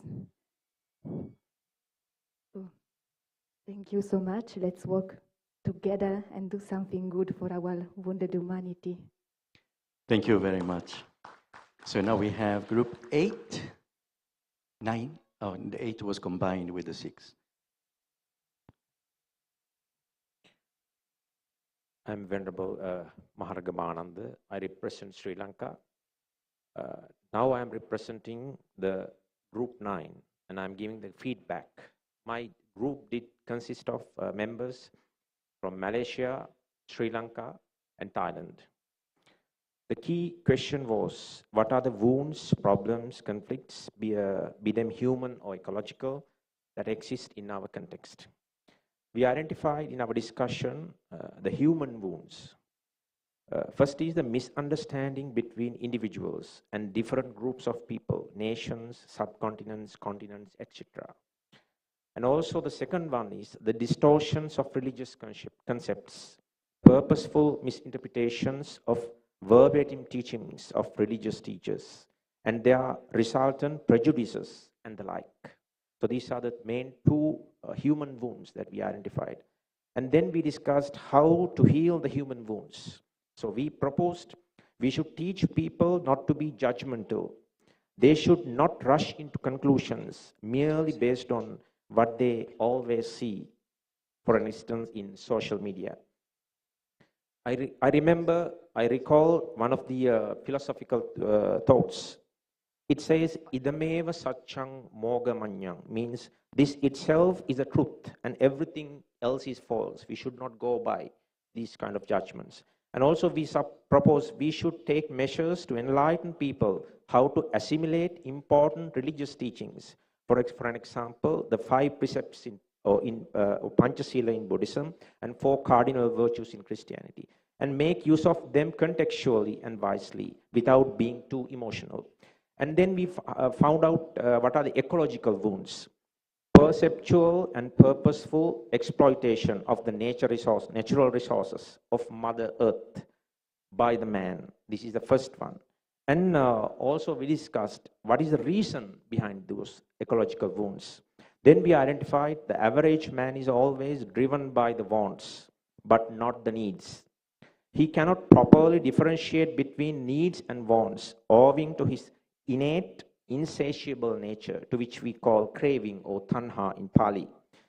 Buddha says, Natti tanha sama nadi, which stands for there's no giant or powerful river like craving, which is in an unending flux of momentary change. And also the great Mahatma Gandhiji once said, the world is sufficient for needs of all, but not enough for the wants of one's craving. So then we discussed how to heal the ecological wounds. As religious leaders and guides, we should educate people about the importance of contentment and satisfaction. One should be satisfied with what one has. We should uphold the teachings of moderation, satisfaction, empathy, etc. We should always think that we are just a part of the environment, a cog in the machine. When the cogs of a cogwheel have not meshed well together, the gears will keep slipping. The late Red Indian chief Seattle once said, whatever befalls to the earth, soon it befalls to the sons of the earth. Everything is connected. We have to think that way. The middle path taught in Theravada teachings teaches us how to avoid extremes and embrace the moderation, the optimal position. Before doing an action, while doing, and after doing an action, we should contemplate on the possible consequences of the same. Then we discuss what are the future plans to strengthen the Buddhist-Christian friendship and collaboration. I'll end my speech by this.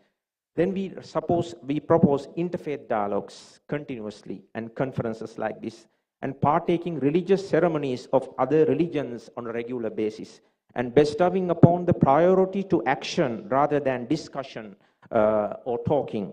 As we witnessed yesterday, what Bishop Olivier did in presentation in Cambodia. And I'll stop my speech with this Buddha's quote, Attanang rakkanto parang rakkati, parang rakkanto attanang rakkati. One who protects oneself protects others. Similarly, one who protects others protects oneself. Thank you. Thank you very much. So our final group, number 10.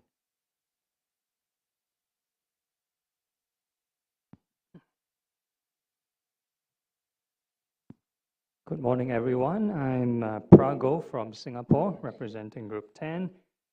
Basically, the first 2 questions on ecological and human wounds are mostly answered by yesterday's panel extensively. So I'll just skip to number 3, the third question on future plans to strengthen Buddhist-Christian fellowship. So our group mentions again, similar with the Bante, more dialogue and colloquium, so keep up the good work. Also have more platforms such as this World Interfaith Harmony Week to celebrate diversity, give space to all religions to share their faith and clear their misconceptions. That's for external. Internally, we should do more self-improvement. do more reflection and discover and find meaning in why we are doing this, no? Find the meaning in serving others. So that's the key takeaway for the first day. Second day, involvement with the youth and women. We combine the first two questions. So mainly, we should create more activities, common activities where the elderly and the young can participate, and the women, men, mainly such as eating together. So when eat together, can have dialogue. For youths, they should have more activities that suit their level, so such as games, movies, and kind of discussion after the movie theme. And create platform for young people and women. So for panels such as this, it's good to have reserve a certain portion for women to take their place, to represent women. And for the youth, it's good to give them space to run the activities. So for the elders, we can just give them a direction. And when they carry out the activities, if they make mistakes, then they can look for the elders for advice. So it's like taking care of children. If we over control them, they might be rebellious. So that's for the youth. And also, it's important to create topics in such platforms of existential problems, such as life and death. So it will attract people of all belief systems. It's not just for the Buddhists and Christians. People who are atheists, non-religious, they are also interested. Right? So that's all for my group. For my group members, forgive me if I miss out any points due to time constraint. Thank you. Thank you very much. Now I have an apology for the presenters. You still have number 9. Oh, addition. I'm Father Johan from Sri Lanka. I give you only 1 minute and a half. Yes. Yesterday's discussion we had about this, why women are not participating in this interreligious dialogue. There are cultural barriers, social hierarchy. In some countries, the women are not empowered with this interreligious dialogue. Therefore, we identify the solutions to empower them and gender balance and encourage them to participate in religious interreligious dialogue. And youth, less interest of youth involved in interreligious dialogue, and they do not have motivation to engage in interreligious dialogue, and sometimes their aspirations are not fulfilled in this area. Therefore, they do not engage in interreligious dialogue. So we need to educate young people, and as well as the family influence will help them to engage in interreligious dialogue. Thank you. Thank you very much, Father.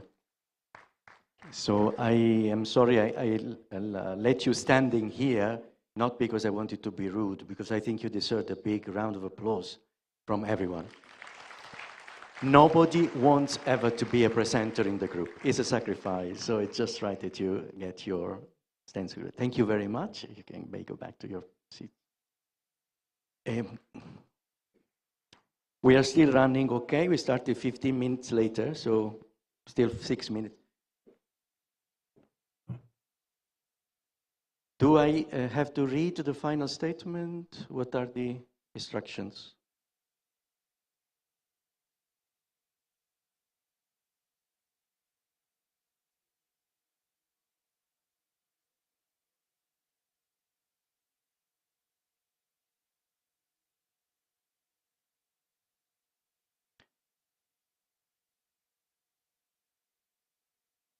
So we don't read the final statement? Just I wait for instructions? Okay, so my task is ended, and I leave it to Father to go ahead with the vote of thanks. Thank you very much for your attention. However, regarding the statement that you have, on our side, or the Catholics, no, The ideal would be that we all make it public in our different means of publication. But for us, we are still waiting. Some of you know the procedure that we need to get it, the go from the Secretariat of the Vatican. We sent it yesterday. With the 6 hours of difference, we have not received it. So the idea will be that you have it, you circulate among yourself, but if you can wait maybe till tomorrow, then we can have it simultaneously published, because by that time, we also have received the go from the Vatican. So the idea, you have it, you can read it, you can share it among yourself, but to put it in the website, to put it in our social media, if you can wait till tomorrow, that will be the best. Is it okay? Thank you. Thank you very much. Now we come to an end of the program. So the colloquium has come to an end with our aspiration to keep working together and moving forward to the next step, our partnership and collaboration. So now I would like to invite Monsignor Indunian Kodiwaku, the Secretary of the Dicastery for Interreligious Dialogue, to give a word of thanks to all local partners.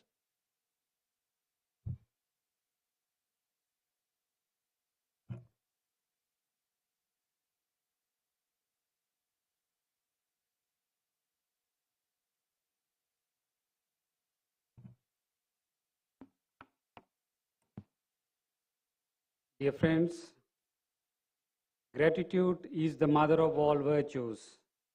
Therefore, on behalf of the Dicastery for Interreligious Dialogue, I deem it a privilege and a great joy for me to propose a vote of thanks to all those who have contributed in one way or the other to make this colloquium a success.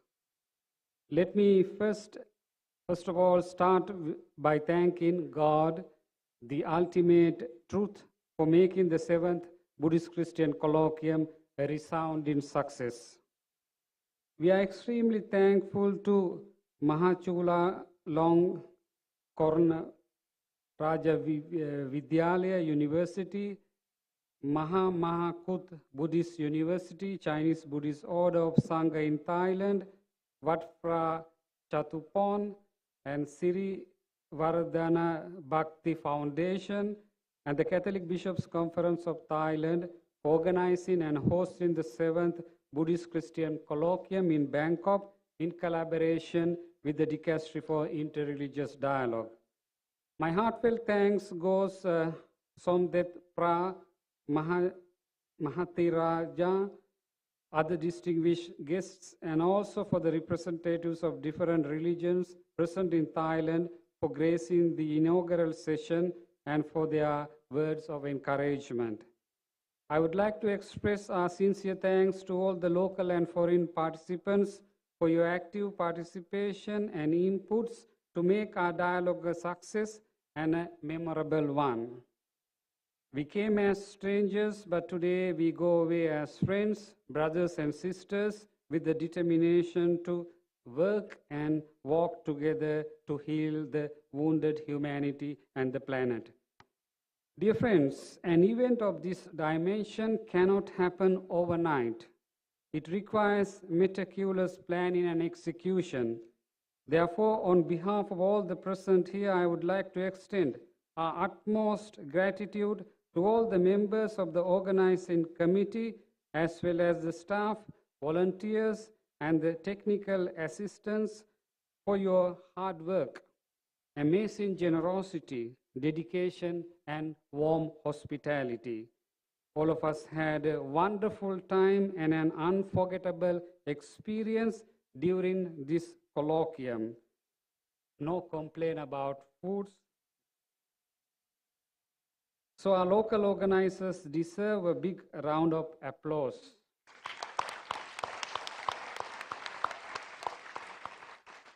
Father Suat, Father Daniel Massa, and also the Buddhist monks, and also Father Polam from our dicastery, They were all working together to make this a success. Thank you very much. Last but not least, I would like to thank the Catholic and Buddhist representatives of Cambodia present here for accepting our invitation to host the 8th Buddhist-Christian Colloquium in Cambodia in 2025. Dear friends, I solemnly announce that the 8th Buddhist-Christian Colloquium will be held in Cambodia in 2025.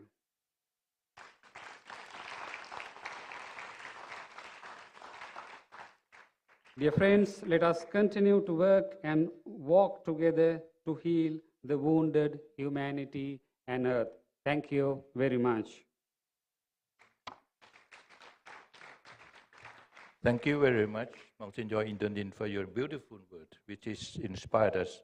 And now I would like to also invite the representative from the Mahachulalongkornrajavidyalaya also to give a word of thanks. May I invite Pak Mahasurasak come to on the stage, please.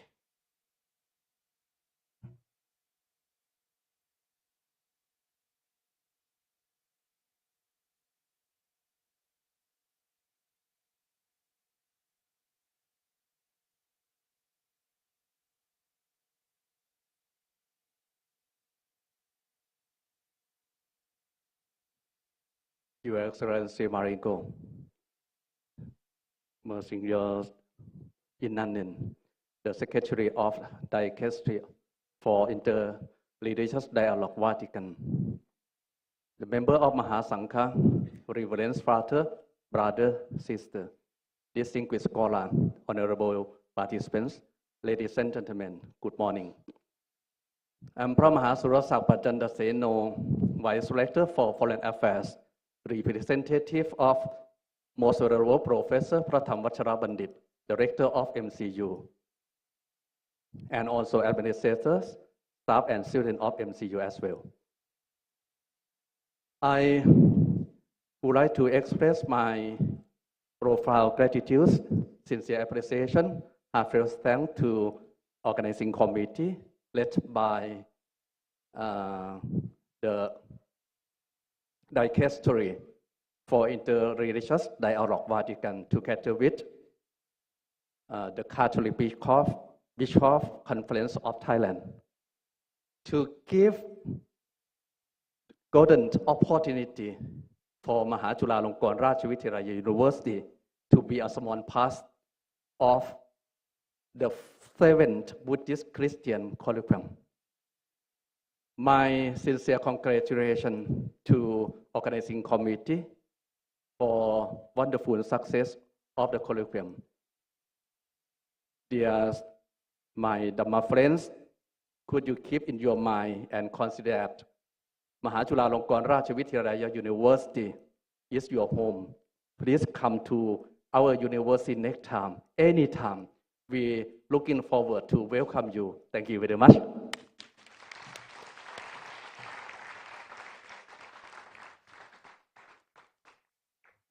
Thank you very much, Pak Mahasurasak Pachandaseno, for your very warm welcome to us.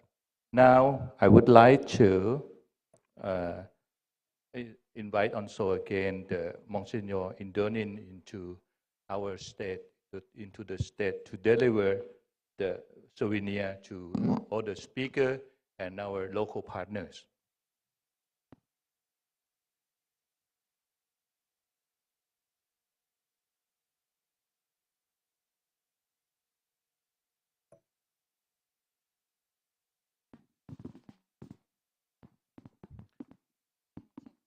I will read the speakers first, that those who are the speaker that seem to receive the souvenir from the Monsignor Indonin, but just come one by one. First, I would like Reverend Father Piyal Janaka Fernando.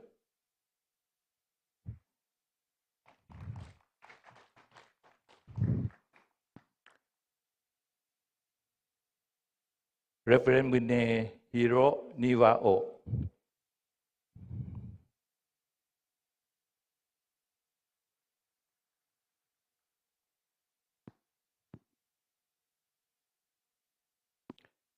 His Excellency Mako Tinwin,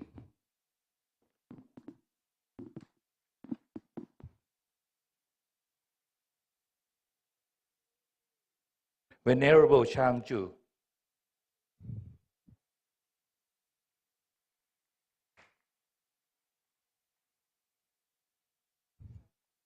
Reverend Sister Maria de Giorgi,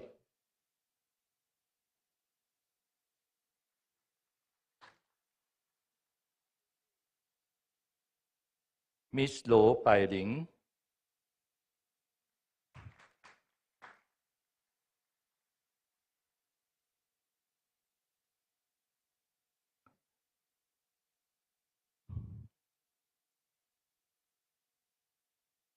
Reverend Father Raphael Ling,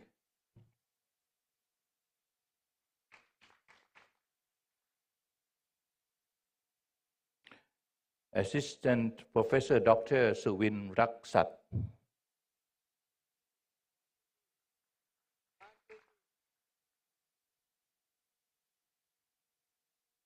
Venerable Pope Saran,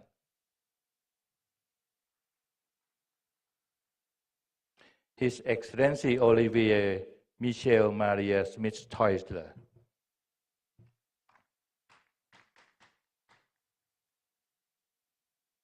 Assistant Dr. พระมหาสุรศักดิ์ปัจจันตเสโน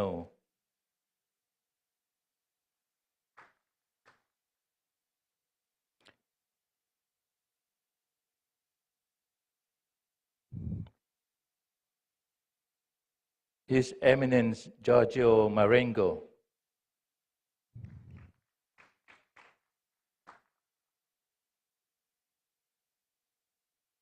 Venerable พระมหากัมมาอนันทเถโร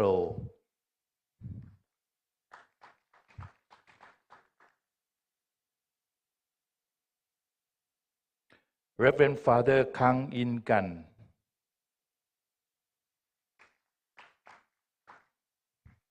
Venerable Chik Hin Hung,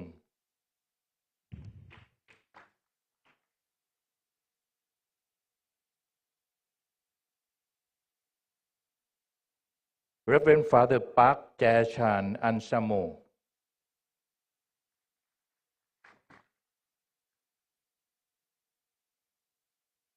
Venerable Assistant Professor Dr. พระมหาสมบูรณ์วุฒิการโร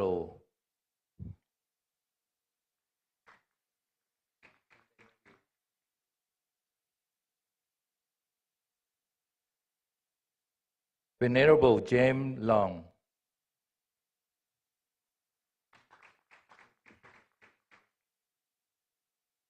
Dr.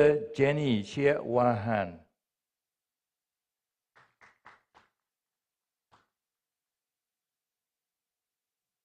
Reverend Dr. Robi Kannam Jirayu Sebastian,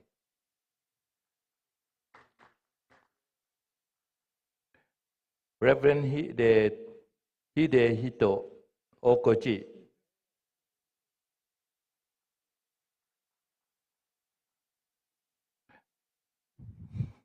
พระโกชุนเคียง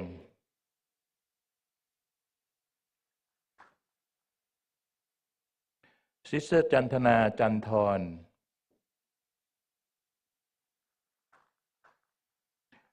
Venerable Dr. Achin Payin Neobata,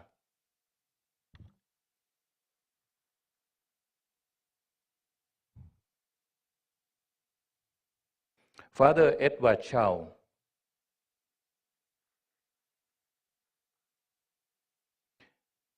His Excellency Elige Fernando,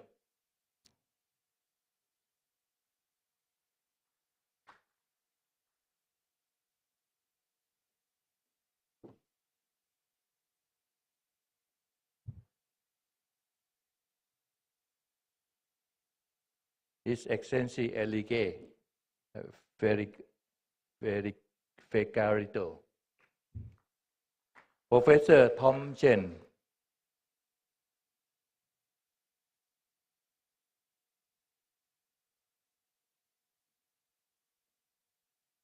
Venerable Yi Yang Gu,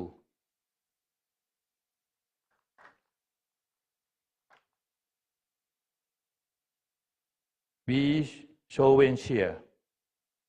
Venerable V. Sovenshia. Venerable Vinaya Rakita. And Reverend Father Rocco Viviano.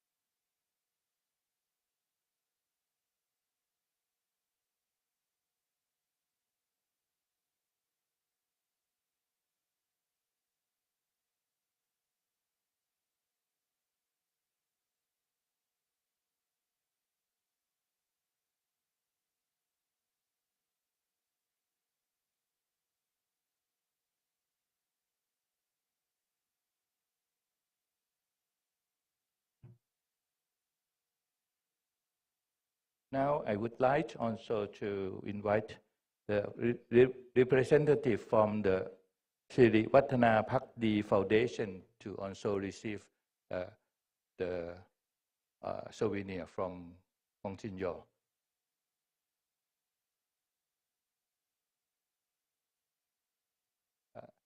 Monsignor, please still stay on the stage. The representative from the Muiti Siri Vatana Phakdi, please come on stage to receive the souvenir.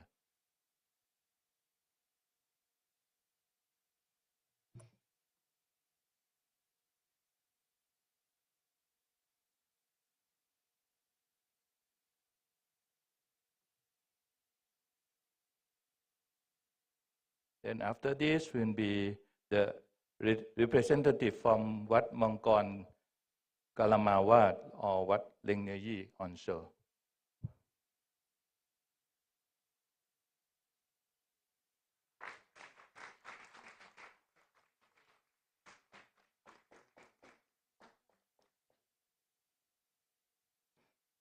Please, the representative from the Wat Mongkon Kalamawat receive the souvenir.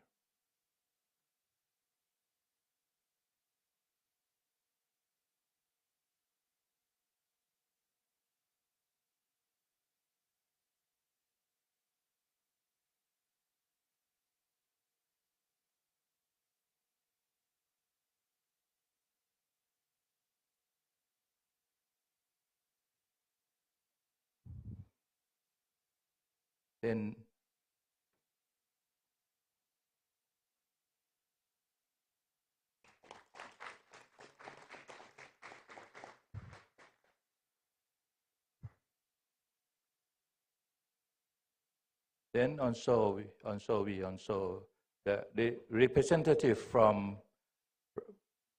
Mahachulalongkornrajavidyalaya, พระมหาไพฑูรย์ as a representative to receive the souvenir. Please come.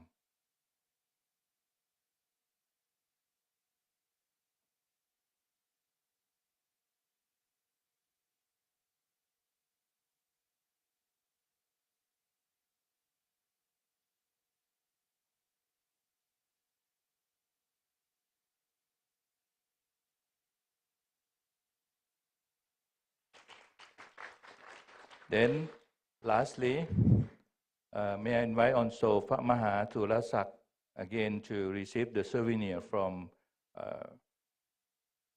as a representative from Mahachulalongkornrajavidyalaya.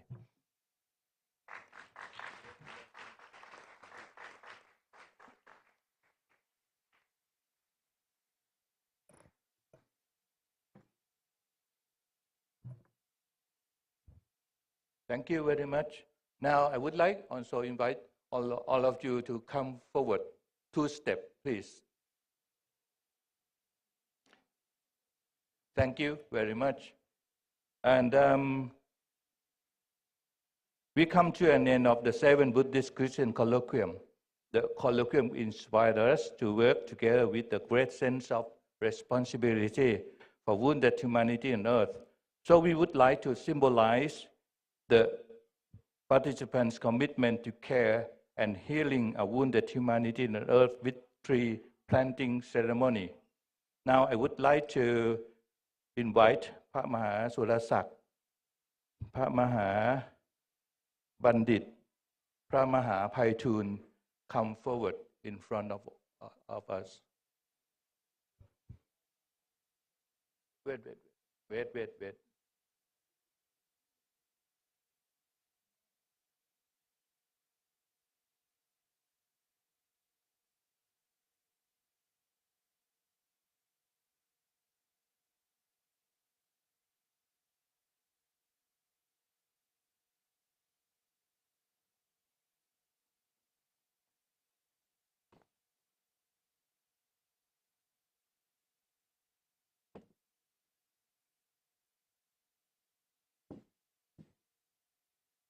So now I would like to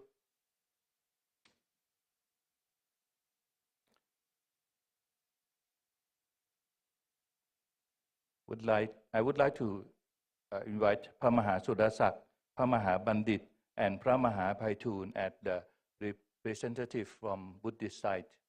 Then also Your Eminence Cardinal Giorgio Marengo, Your Eminence Oliver Michael Maria Schmidt Deutschler come forward to be the representative to plant the tree planting together.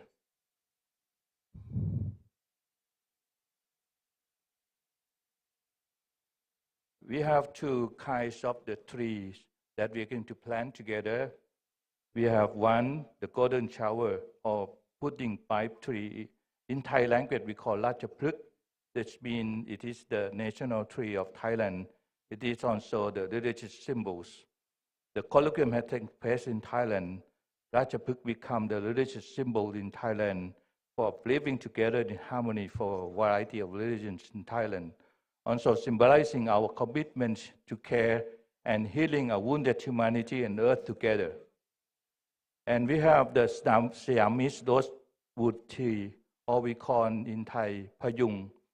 It's classified as an auspicious tree according to the name that is similar to the word support, which means supporting the body to be in normal condition, health in balance. It is believed that if any house plants a rosewood tree as a house plant, it would make people in the house prosper and have better position, helping to make life not depressing, help support and good luck and victory.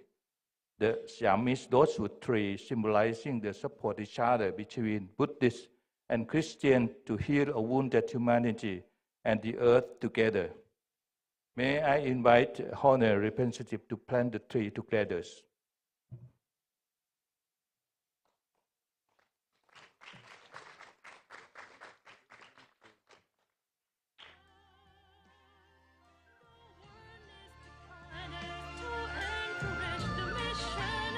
Now I would like also invite all the participants come to on the stage together to take a photo. Please, all the participants are invited into the stage. Come to the stage to take a photo together.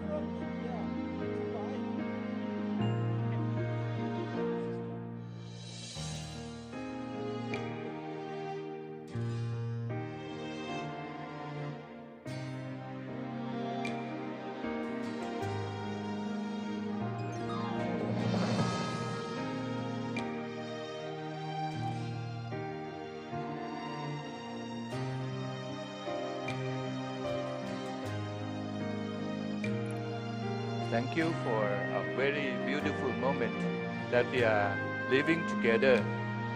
We hope that this picture will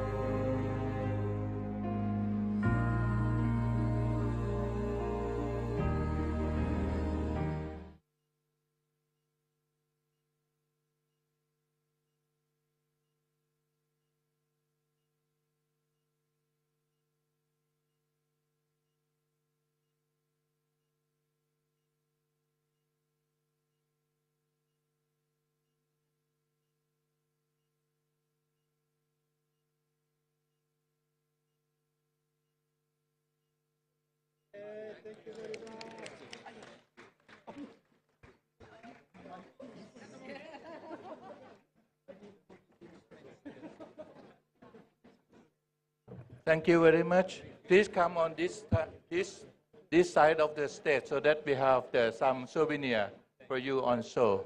And then I think the bus will ready since 12, but we cannot be on 12. So hopefully we can leave from here at least 12:20. It's rushed, but I know that we rush, but we are on the time that we can go together. Sometimes love is rushing. Thank you very much.